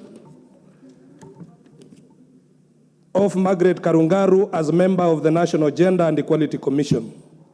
The Honorable Speaker, via a communication made on 10th March 2023, conveyed to the House the message from His Excellency the President and subsequently referred the name of the nominee, her curriculum vitae, and the report of the selection panel on her nomination to the committee to conduct the approval hearing. Honorable Speaker, in compliance with Article 118B of the Constitution and Section 6(4) of the Public Appointments Parliamentary Approval Act number 33 of 2011, the Clerk of the National Assembly placed an advertisement in the print media on 20th March 2023 informing the public of the nomination, date, time, and place of the approval hearings. The clerk also invited the public to submit memoranda by way of written statements on oath, or rather affidavits, on the suitability of the nominee in conformity with Section 6(9) of the Public Appointments Parliamentary Approval Act number 33 of 2011. And at the close of the submission deadline, the committee had not received any memorandum contesting the nominee's suitability. Mr. Speaker, the Clerk of the National Assembly also wrote to the Kenya Revenue Authority, Ethics and Anti-Corruption Commission, Directorate of Criminal Investigations, the Higher Education Loans Board, and the Office of the Registrar of Political Parties, seeking references and background checks relating to the suitability of the nominee. The nominee appeared before the committee on Wednesday, 29th March 2023 for vetting. The committee examined her suitability based on the criteria set out in Section 7 of the Political Appointments Parliamentary Approval Act number 33 of 2011 and Section 10 and 11 of the National Gender and Equality Commission Act number 15 of 2011. And in addition, the committee examined her academic credential, relevant experience, knowledge of sector issues, and on leadership and integrity. Mr. Speaker, during the approval hearing, the committee also paid due regard to the procedure used to arrive at the nominee, any constitutional or statutory requirements relating to the office in question, and suitability of the nominee for appointment proposed, having regard to whether the nominee's abilities, experience, and qualities meet the needs of the National Gender and Equality Commission. In this regard, the committee observed as follows: that the nominee holds a bachelor's degree in education from the University of Nairobi, 1979, and is pursuing a master's degree in arts at the in international relations from the University of London, Queen's Mary College, which is ongoing. The nominee also holds an honorary doctorate degree from Kingdom University International Community Service and Development, USA. The nominee attended Kiamwangi Primary School, Nyeri, Sacred Heart Primary School, Kieni, Embu, and Alliance Girls High School, where she sat for her O-level and A-level examinations. The nominee has worked in various capacities, including 1986 to 1987 as lecturer Kagumo Teachers College in Nyeri, 1989 to 1995, headmistress Nyakiambi Girls High School in Nyandarua, 1985 to 1988, deputy headmistress Moi Girls High School, Kamangu, 1984-1985, teacher at Solian Girls High School, Baringo, 1981-83, teacher at Stare Boy Center, and 1980, a teacher at Ngara Girls High School. The nominee meets the requirements of Chapter 6 of the Constitution on Leadership and Integrity, having obtained clearances from the following statutory bodies: the EACC, Ethics and Anti-Corruption Commission, the Kenya Revenue Authority, the Directorate of Criminal Investigation, Office of the Registrar of Political Parties, and the Higher Education Loans Board. The nominee has not been charged in any court in the past 3 years. Mr. Speaker, the nominee does not hold office in any political party, and Mr. Speaker, the nominee has never been dismissed from office under Article 75 of the Constitution for contravention of the provisions of Article 75(1), that is conflict of interest, Article 76, financial probity, and Article 77, restriction on activities of state officers, and Article 78, Mr. Speaker, on dual citizenship as a requirement of the Constitution. The nominee, Mr. Speaker, demonstrated knowledge of topical, administrative, and technical issues touching on gender equality, freedom from discrimination, and the functions and operations of the National Gender and Equality Commission, and has the requisite abilities, qualifications, and experience to serve as a member of the National Gender and Equality Commission. Mr. Speaker, in light of the foregoing, having conducted the approval hearings for the nominee pursuant to Article 250 of the Constitution, Section 10 and 11 of the National Gender and Equality Commission Act 2011, Section 3 and 8(2) of the Public Appointments Parliamentary Approval Act number 33 of 2011, and Standing Orders 45 and 216, the committee recommends that the National Assembly approves the appointment of Dr. Margaret Karungaru to the position of member, National Gender and Equality Commission. I now beg to move this motion and urge the House to adopt this report, and now request the Honorable Suleika Harun, Member of Parliament, to second. Thank you, Mr. Speaker.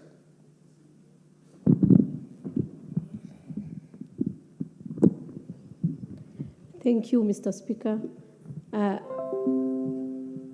The nominee has met all the requirements. She has the relevant work experience for this position. She also has the required qualifications and have all the required compliances for this position. The nominee also has shown leadership and problem-solving skills. She has also expressed her passion for social work in the community. She also shown the ability to fight gender inequality and women inclusion in decision making. She has also informed the committee of her experience in the teaching fraternity as a teacher in different schools. She has served as a head teacher for different girls' schools. Mr. Speaker, I rise to second the motion. Thank you.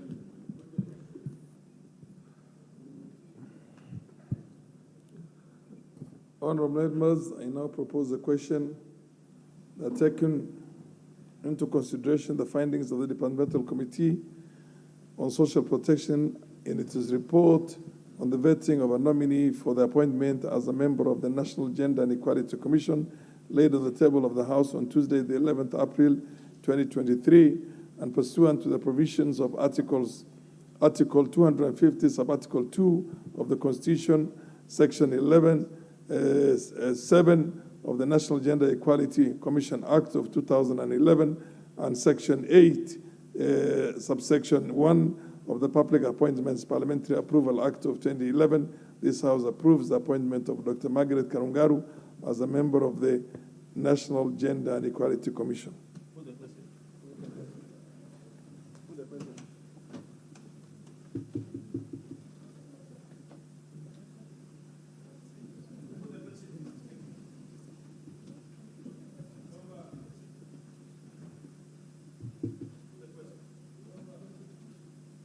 I think you have established a tradition, probably in the last 10 years, in which on such weighty matters, you have to have a quorum before you can then take the decision as a House.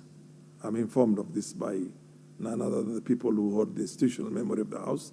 So under the circumstances, I think you ring the quorum bell and get sufficient members into the House to be able to approve this.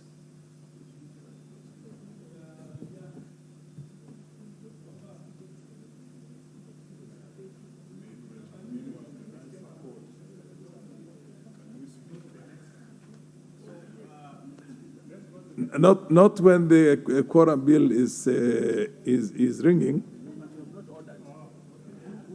I have ordered. Now I order Sergeant at Arms, ring the quorum bell. The Honorable Owen Bayer, get your party whip here, majority whip here, to whip the members to come. Honorable members, when you decide to ask the chair to put the question and you don't have a quorum, then you must have thought about it. And the rules have since changed in the last 10 years. When I was here last time, unless a member stands and raises up the issue of quorum, we never used to have a problem. The speaker, sees nothing and hears nothing until he's told. But now I'm told that you have changed the rules since. You must have a quorum to be able to make a decision or resolution of the House on such weighty matters. Under the circumstances, the bell is rung. Go and whip your own members to come back here and constitute the requisite quorum.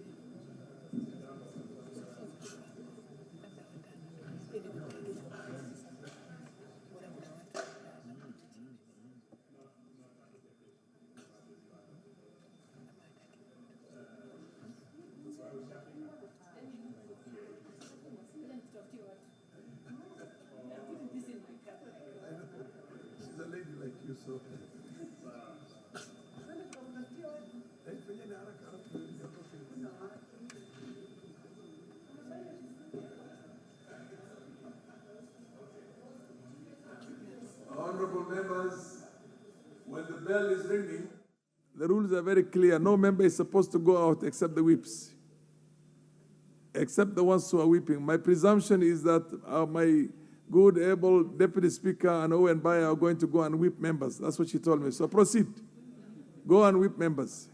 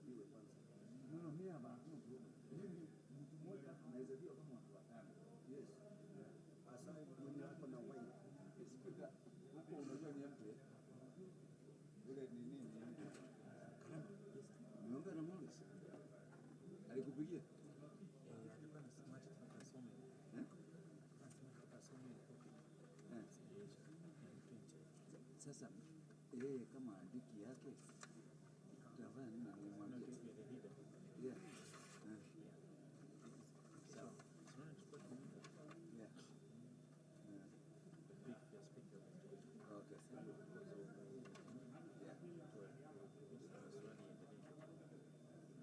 Sawa sawa. Kesho itakuwa. Okay.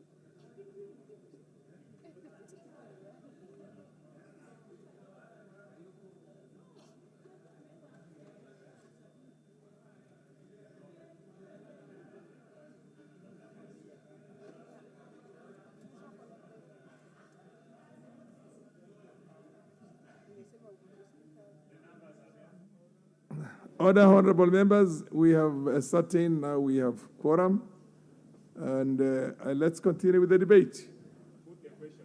Order. Yes, Honorable Elachi, you want to contribute? Proceed.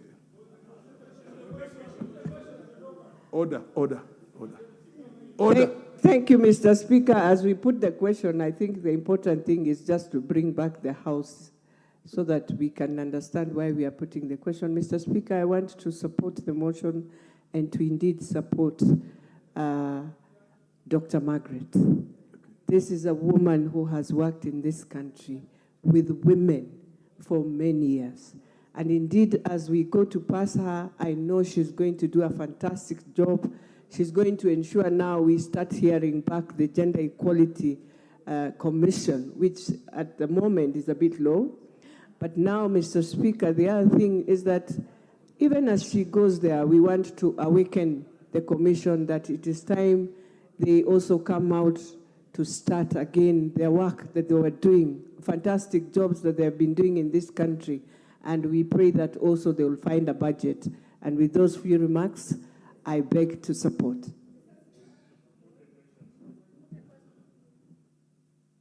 Yes, the Honorable Lady Member, Rosa Buyu. Proceed.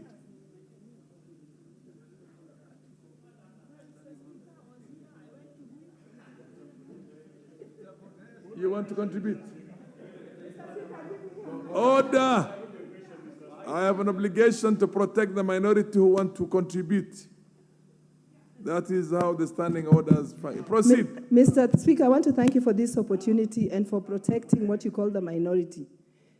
Mr. Speaker, I just want to support the motion and say that Dr. Margaret is indeed qualified for this position. And Mr. Speaker, I hope that by the time she finishes her term, the term boy child is suffering will be a thing of the past. We know that gender commission has always been associated with the female, but gender refers to both female and male.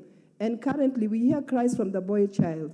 And I ask and urge Dr. Margaret that when indeed she takes on the role, she will actually put the boy child at par with the girl child. With that, I support the motion, Mr. Speaker. Other honorable members? Says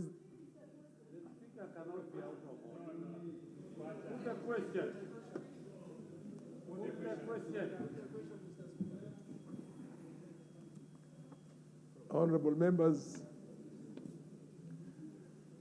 I now put the question that taking into consideration the findings of the Departmental Committee on Social Protection in its report on the vetting of a nominee for the appointment as a member of the National Gender and Equality Commission laid on the table of the House on Tuesday, the 11th April 2023, and pursuant to the provisions of Article 250, Sub-Article 2 of the Constitution and Section 11, Subsection 2 of the National Gender Equality Commission Act of 2011 and Section 8, Subsection 1 of the Public Appointments Parliamentary Approval Act of 2011, this House approves the appointment of Dr. Margaret Karungaru as a member of the National Gender and Equality Commission.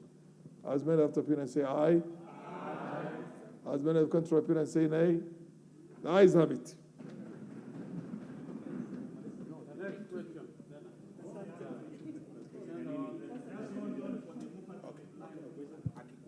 Order. Next order. Order number 12, motion, ratification of the agreement between Kenya and the United Kingdom on defense cooperation.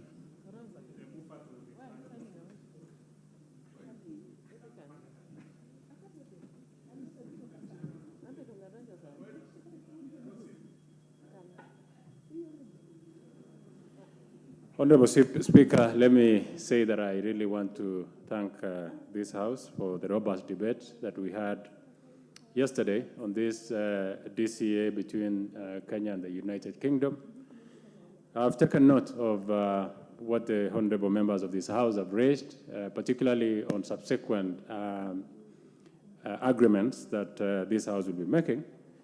And I will not want to tire this House with more stories because we've debated at length on this matter. And Honorable Speaker, let me just also equally on the same breath thank my committee and the entire team that participated until tabling of the Defense Cooperation Agreement. We hope that this agreement will now foster further the relationship between Kenya and the United Kingdom, and continue to operate in a quid pro quo kind of arrangement where both countries will substantially benefit from the exchange of a defense program, amongst other support that we continue to have from the government of the United Kingdom. And we urge that all the officers that come and train in our soil should continue adhering strictly to the law of the land, protecting the environment as has been envisioned and captured in our report, and making sure that the rule of the law is followed to the letter. Honorable Speaker, with those very few remarks, I beg to reply.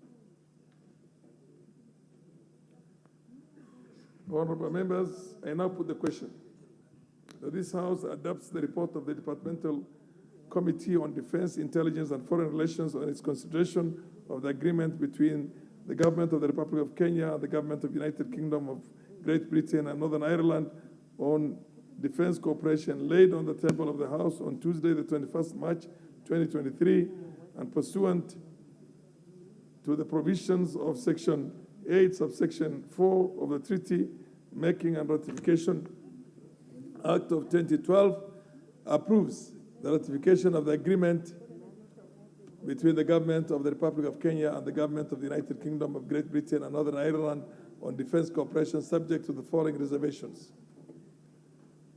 Roman 1, Article 6, Sub-Article 5 of the agreement be amended by inserting a new paragraph immediately after paragraph H to include murder as one of the offenses which are under the jurisdiction of the host nation. And Roman 2, Article 23 of the agreement be amended to include corporate social responsibility. As many of the opinion say aye. Aye. As many of the contrary opinion say nay. The ayes have it. Next order. Order number 13, motion, ratification of the African Union Treaty for the establishment of the African Medicines Agency, AMA. Yes. The chair of the committee, Departmental Committee on Health. Honorable Speaker, I move the motion that this House adopts the report of the Departmental Committee on Health on its consideration of the ratification of the African Union Treaty for the establishment of African Medicines Agency, AMA, laid on the table of the House on Tuesday, 21st March 2023, and pursuant to the provisions of Section 8.4 of the Treaty Making and Ratification Act 2012, approves the ratification of the African Union Treaty for the establishment of the African Medicines Agency. Honorable Speaker, the African Union Treaty for the establishment of the African Medicines Agency, herein referred as the AMA Treaty, was adopted by the 32nd Ordinary Session decision of the Assembly of the Heads of State and Government on 11th February 2019.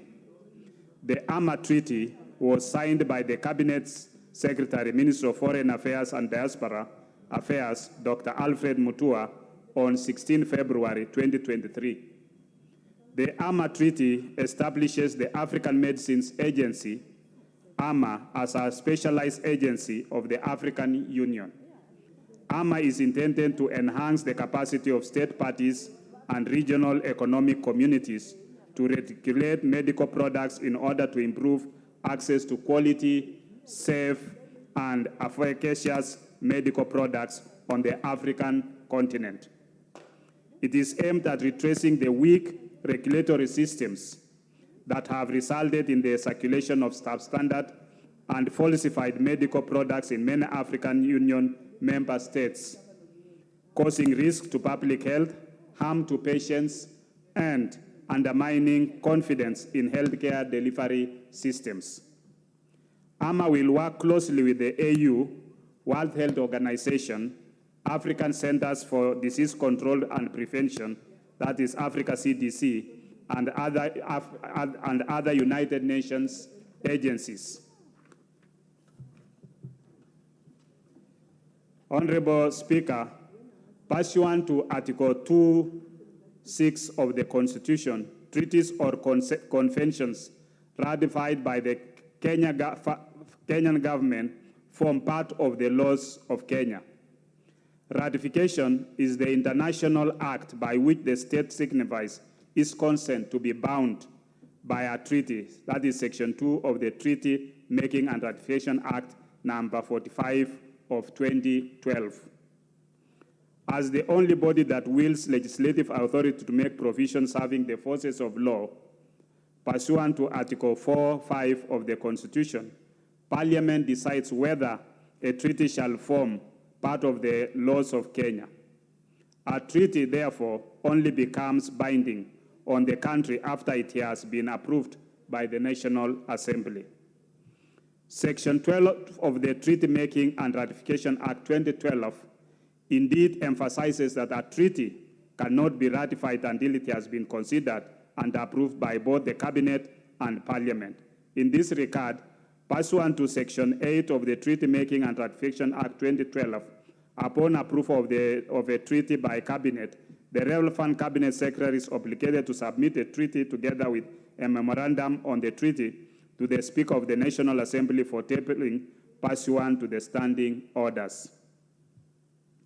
The memorandum by the Ministry of Foreign Affairs on ratification of the AMA Treaty was laid on the table of the House on Tuesday, 7th June 2022. It was, however, not considered as the House in the 12th Parliament proceeded to Sindai recess immediately thereafter. The treaty was tabled afresh before the House in the 13th Parliament on Thursday, 1st December 2022. Pursuant to Standing Order 216(5)FA and Standing Order 170A, the AMA Treaty was committed to the National Assembly Departmental Committee on Health for consideration, guided by the provisions of Constitution, the Treaty Making Ratification Act 2012, and the National Assembly Standing Orders, in particular Standing Order 170A. As provided under Article 118(1)(b) of the Constitution, Section 8(3) of the Treaty Making and Ratification Act 2012, and Standing Order 170A, the committee conducted public participation in the course of considering the treaty. The committee received written memorandum and oral submissions from various stakeholders, including government ministries, departments and agencies, non-state actors, and non-governmental organizations. Upon finalization of its consideration of the AMA Treaty and submissions from stakeholders and in accordance with the provisions of Standing Order 170A-4, the committee prepared a report on the House containing an analysis of stakeholder views, observations made by the committee, and the committee recommendations on the ratification of the AMA Treaty. Honorable Speaker, our observations were as follows. A, the AMA Treaty is in line with the Constitution of Kenya 2010 and complies with the provisions of Treaty Making and Ratification Act 45 of 2012, and in particular, Section 8(9) of the Act, as it does not negate any of the provisions of the Constitution. B, the AMA Treaty may require amendment of Kenyan laws for compliance with and implementation of the treaty obligation, as the treaty advocates for the adoption of the African Union Model Law on regulations of medical products. C, ratification of the AMA Treaty will catalyze realization of universal health coverage through faster access to the highest quality of medical products. D, the AMA Treaty will contribute to achievement of government health policies, such as the Kenya Health Policy 2014 to 2030, the Kenya National Pharmaceutical Policy 2012, among others. And E, the AMA Treaty will benefit Kenya as it supports local pharmaceutical production and strengthen the country's ability to regulate and monitor safety of health products and technologies.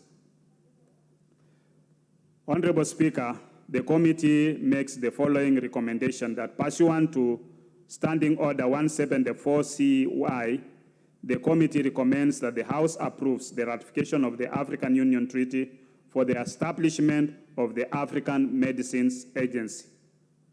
And Honorable Speaker, the justification is that the African Union Treaty for Establishment of African Medical Agencies, that's AMA, facilitates the realization of universal health coverage through improved regulation of medical products. This will ultimately facilitate the realization of the right to the highest attainable standard of health as guaranteed under Article 43 of the Constitution of Kenya 2010. I move and ask my colleague to second. The Honorable Member for Emuhaya. Thank you very much, Honorable Speaker. As I second, I want to say that AMA is a specialized agency of the AU, and when it was established, it was ratified by 15 member states. Today, 33 out of the 55 member states have already ratified, and is mainly to improve the quality of medicine in the member states so that they can also achieve good health care. With those few comments, I beg to second. Thank you very much. Honorable members, I propose the question that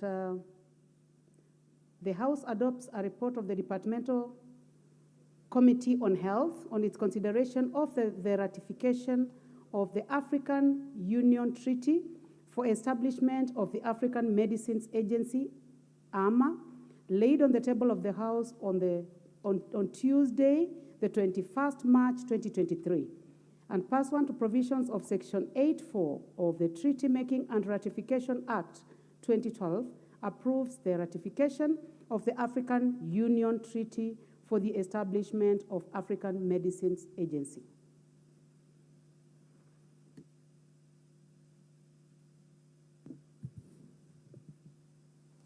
The Honorable James Nikal, member for Seme. The Honorable Geoffrey Mwangi, member for Tetu.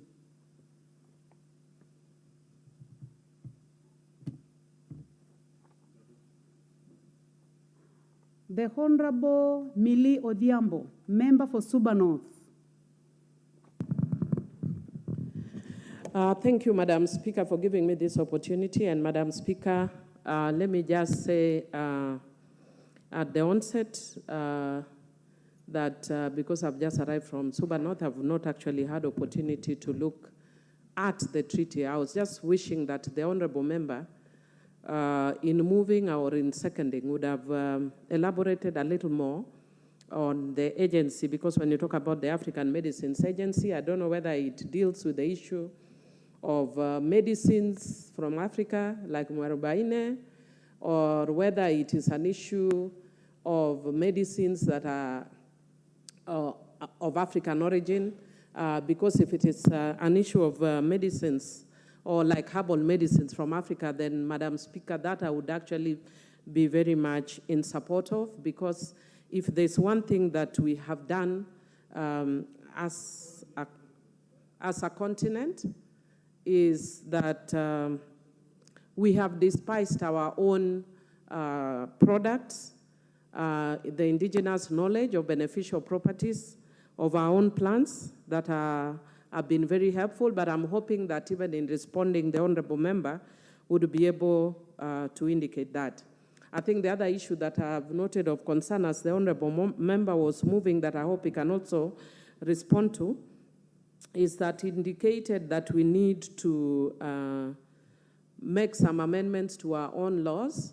And even though I don't have the Treaty Making and Ratification Act here, but one of the things, since I'm the one who moved it anyway, but one of the things that I'm sure the treaty, the Act talks about is that where we have situations where we need to amend our laws, then we need to actually point it in the memorandum, which laws those are. So I would also hope that you can tell us, because this is actually when you are bringing a treaty, it's also a lawmaking process, because Article 2.5 and 2.6 of the Constitution gives the Assembly the opportunity to make law through treaties by bringing them through Parliament, because we have now given them once a treaty is passed, it becomes the law of Kenya.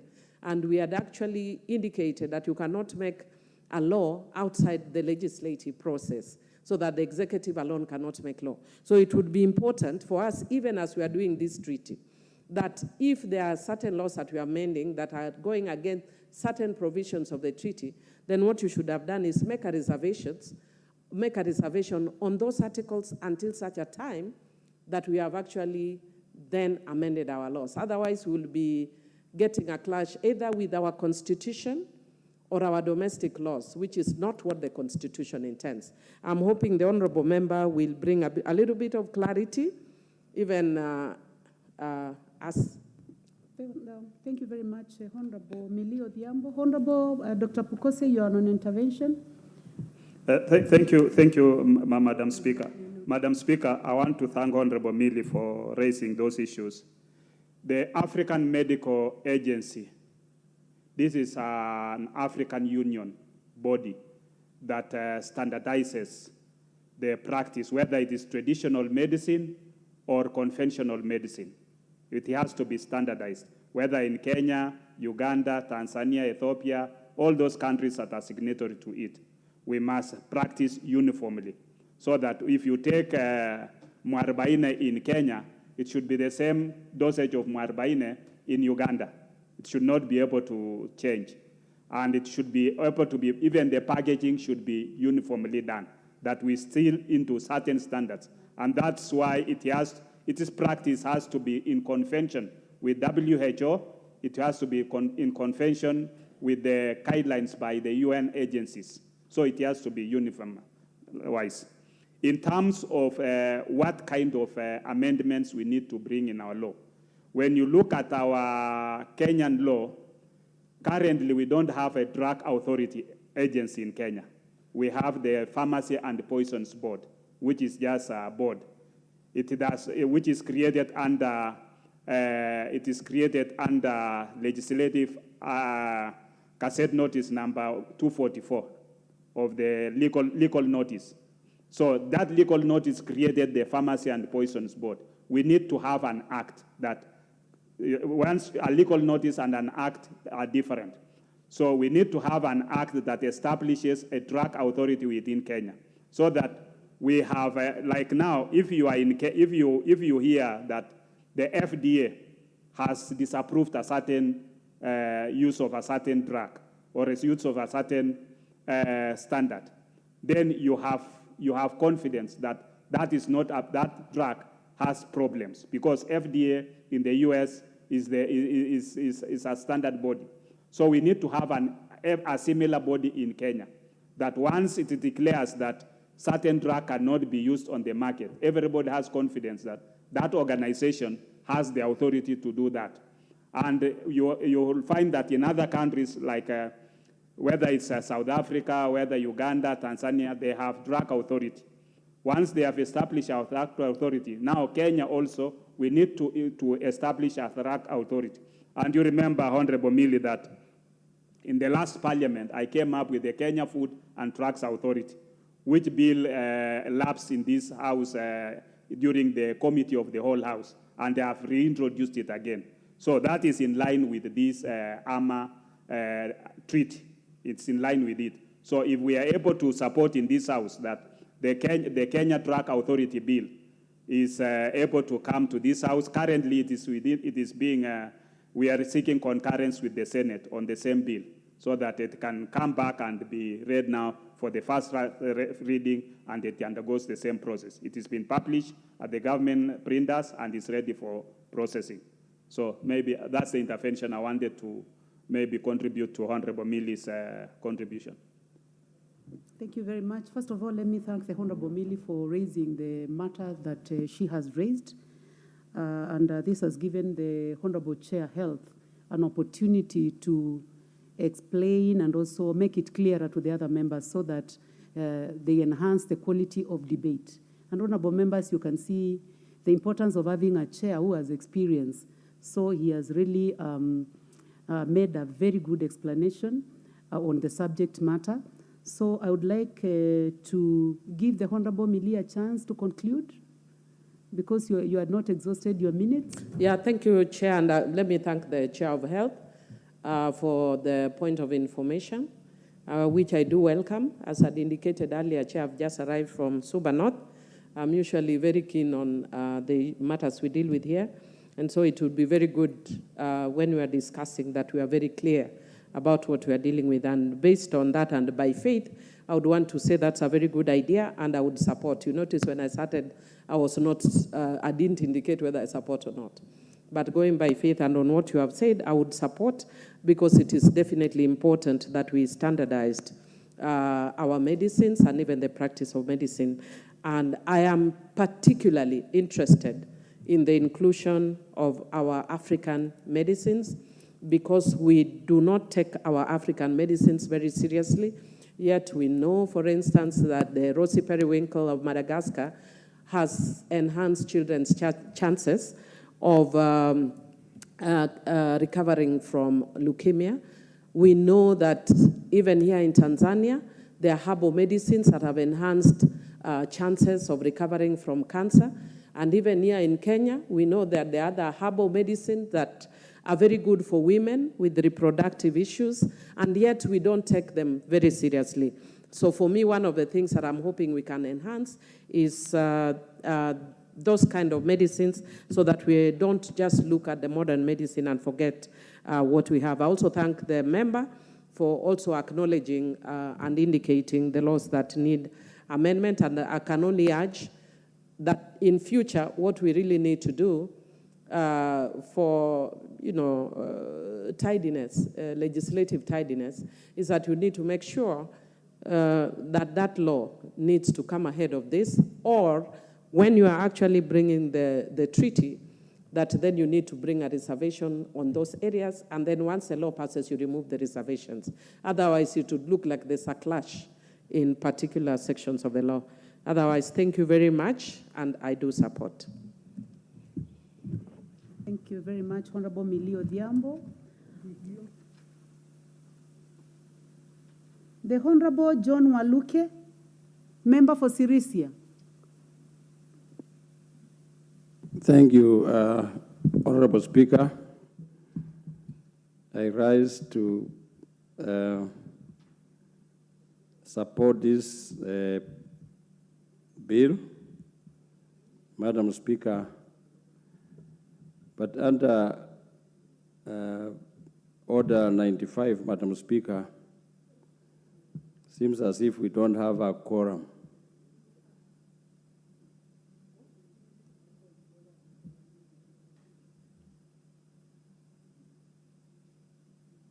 Thank you. We don't have a quorum.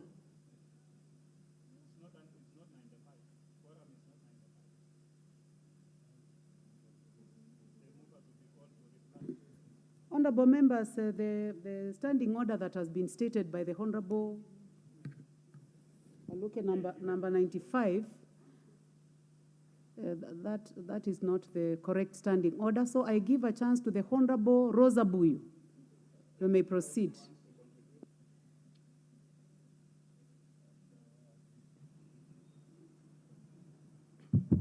Thank you, Madam Speaker, for this opportunity. From the onset, I'd like to say that I support the establishment of the treaty in support of creation of AMS. And Madam Speaker, we know that for many years, what dogs most of our organizations, like the East African Community and like the AU, is the feeling of inequality or inferiority amongst member states, the feeling that some member states are treated better than others.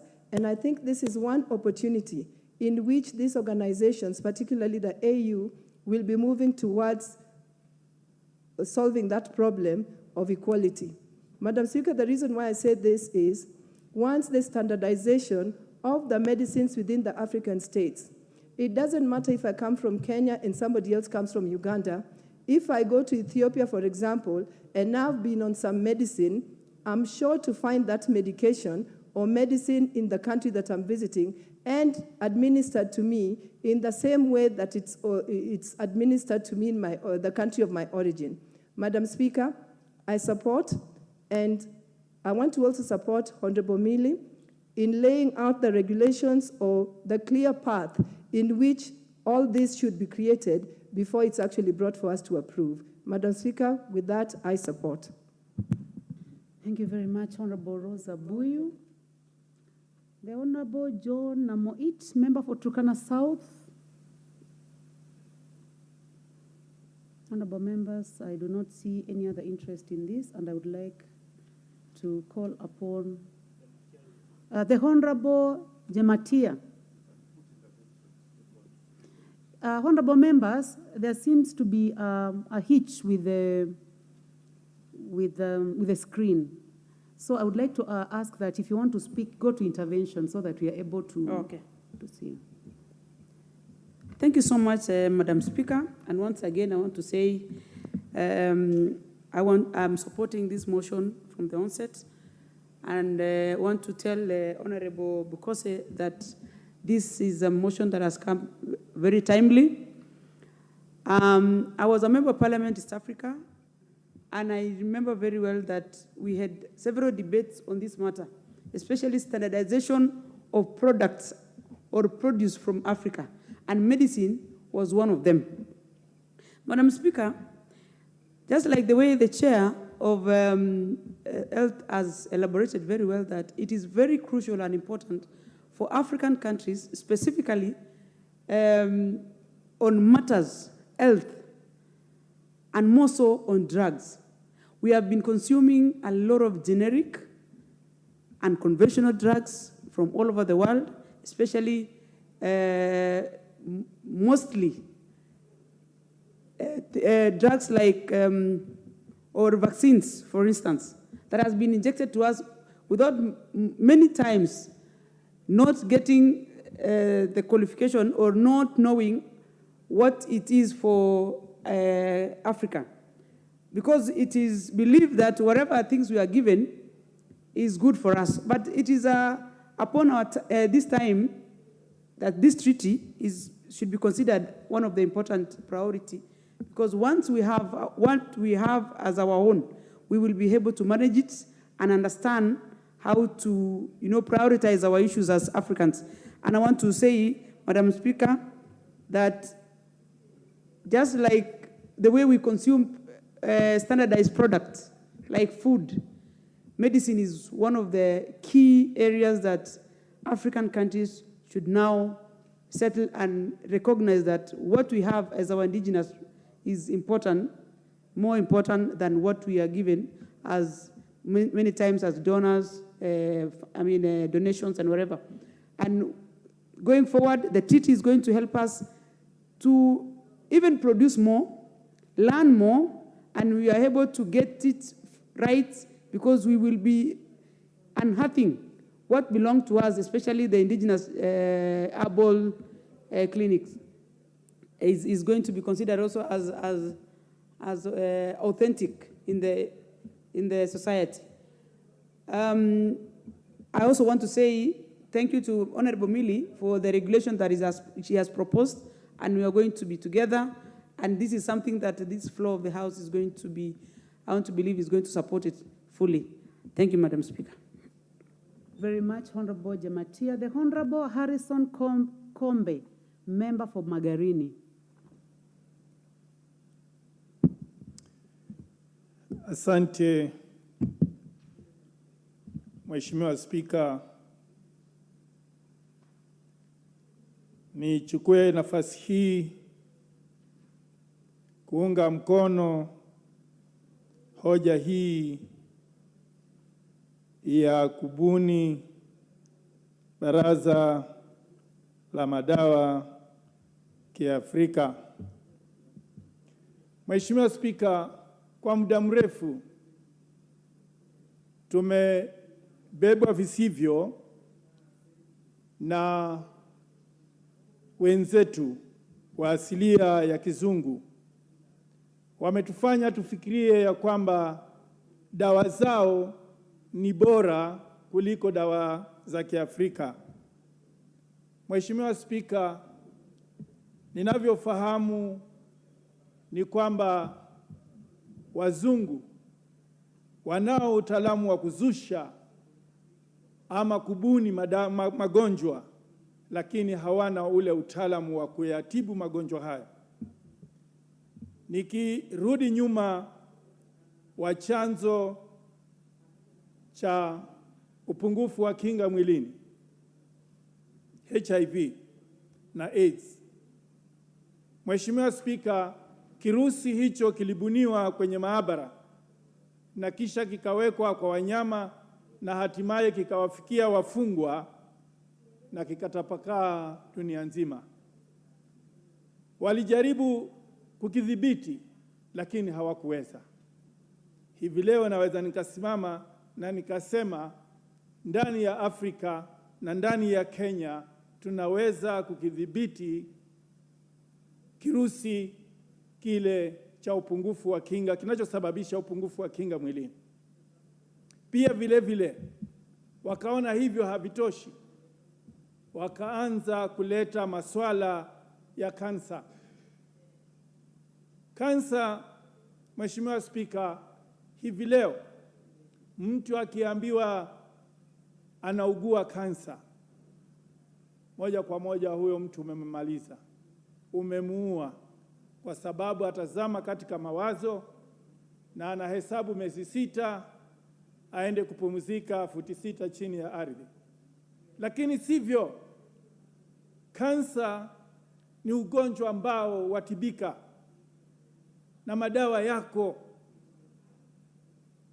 Kile ambacho kinahitajika kwa hakika, Mheshimiwa Spika, ni kwamba tusitiwe uoga. Tusitiwe uoga na tupate nafasi, na natumai Mheshimiwa Pokose atazingatia zaidi na kuona ya kwamba tunaweza kufaulu na kuwa na baraza letu la madawa hapa nchini Kenya. Hiyo itatusaidia zaidi na zaidi, kwa maana kunao wengi wanaofanya utafiti hapa na pale wa kuhakikisha ya kwamba haya magonjwa sugu yanatibika. Hivi leo ugonjwa kama wa figo, wakati mwingi wametuletea hizo mashini zao za kuzungusha damu, kutenganisha maji na damu, lakini hakuna lazima ya hivyo. Dawa ziko, hata kama figo iko na mawe, dawa ziko za kiasili ambazo zinaweza kuyeyusha hayo mawe ndani ya figo na mtu akarudiwa na hali yake ya kawaida. Dawa ziko za kufufua figo ambayo imefifia, utendaji kazi wake umepungua. Dawa ziko za kuifufua hiyo figo na ikarudi katika hali ya kawaida, na watu wakaweza kuishi maisha ambayo si yale ya kusukumwa na mashini. Kama tukitumia sana mashini, wagonjwa wanaotumia sana mashini wakati mwingi, kama wataishi zaidi, hawatapitisha miezi 8 akianza kutumia mashini. Sasa unakuta ile figo inasaidiwa kufanya kazi, lakini kadri inavyosaidiwa kufanya kazi ndivyo inavyozidi kudhoofika, na ili hali dawa ziko za kuifufua figo na iendelee vizuri. Kwa hivyo ninaunga mkono hali hii tukaweze kuipitisha, na pia tukaweze kuwa na baraza letu la madawa. Hata hayo ya kizungu yakija, pia tuweze kuyakagua na kuona ya kwamba yanaenda sawa na vile tunavyohitaji katika nchi ya Afrika. Ni wakati wa Afrika kuamka na kusema hata sisi ni wataalamu katika uwanja huu wa madawa. Asante Mheshimiwa Spika kwa nafasi hiyo. Asante sana Mheshimiwa wa Magarini.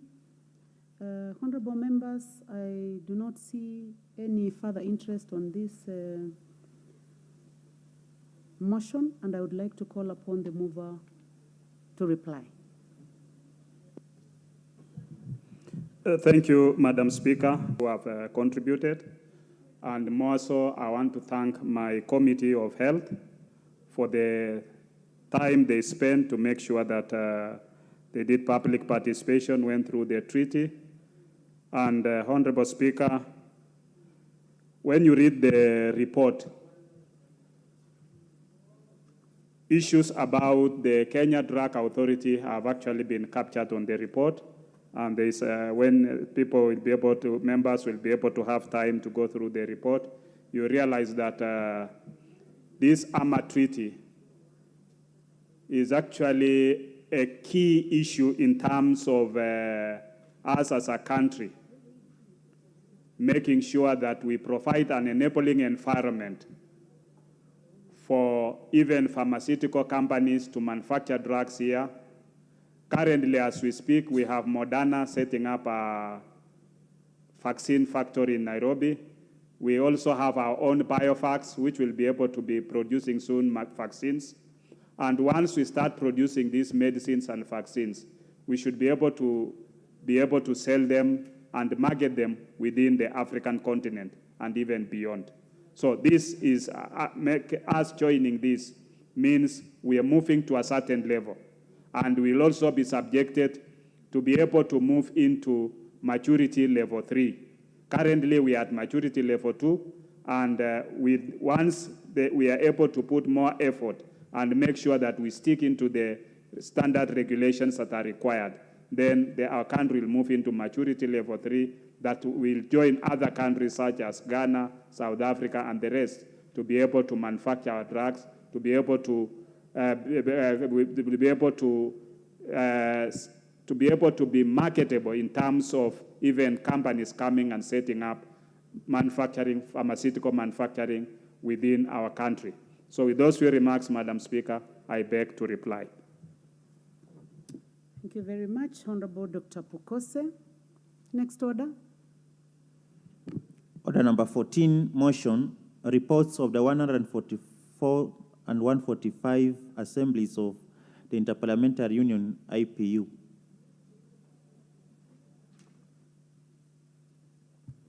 Honorable members, this motion had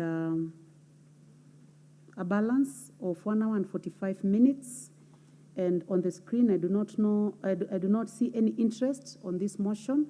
So I call upon the Honorable Dr. Pukose to reply on behalf of the mover. Honorable Speaker, I beg to reply on behalf of the member of the Kenya delegation to the 144 and 145 assemblies of the IPU on the reports of the 144 and 145 assemblies of the Interparliamentary Union that was tabled on 7th March 2023 and Thursday, 2nd March 2023, respectively. The two reports, Honorable Speaker, were tabled in this House. They've been debated. And on behalf of the mover of the motion, I want to thank the honorable members who contributed to this the motion. And with those few remarks, Madam Speaker, I beg to reply. Thank you very much, Honorable Dr. Pukose. Next order.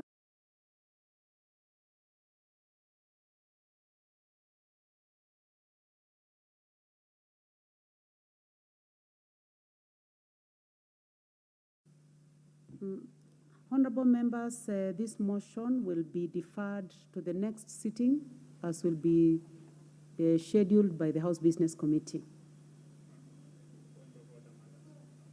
Honorable Dr. Pukose.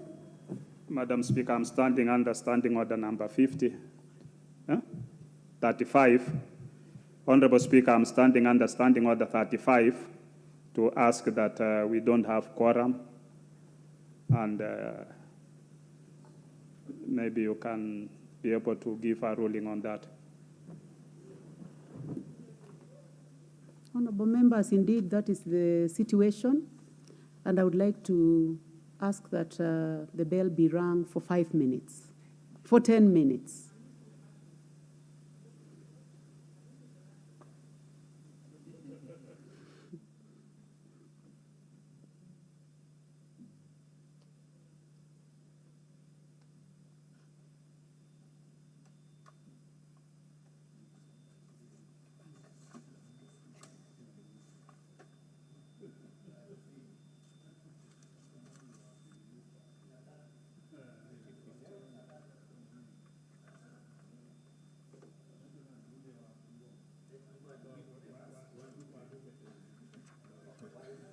Honorable members, you are not supposed to be walking out of the chambers except the whips of both sides of the house. So I request that you remain inside. It's just about another 3 minutes that we are ringing the bell.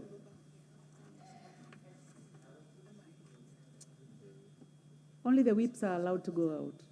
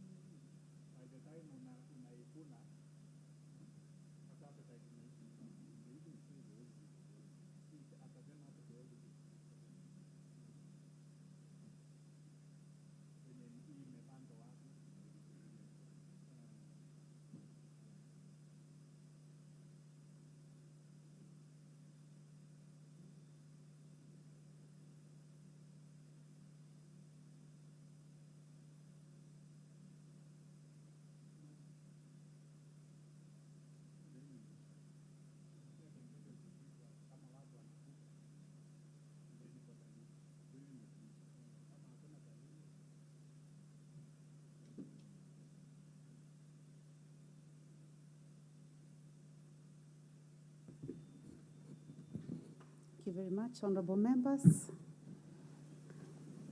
Honorable members, and the time being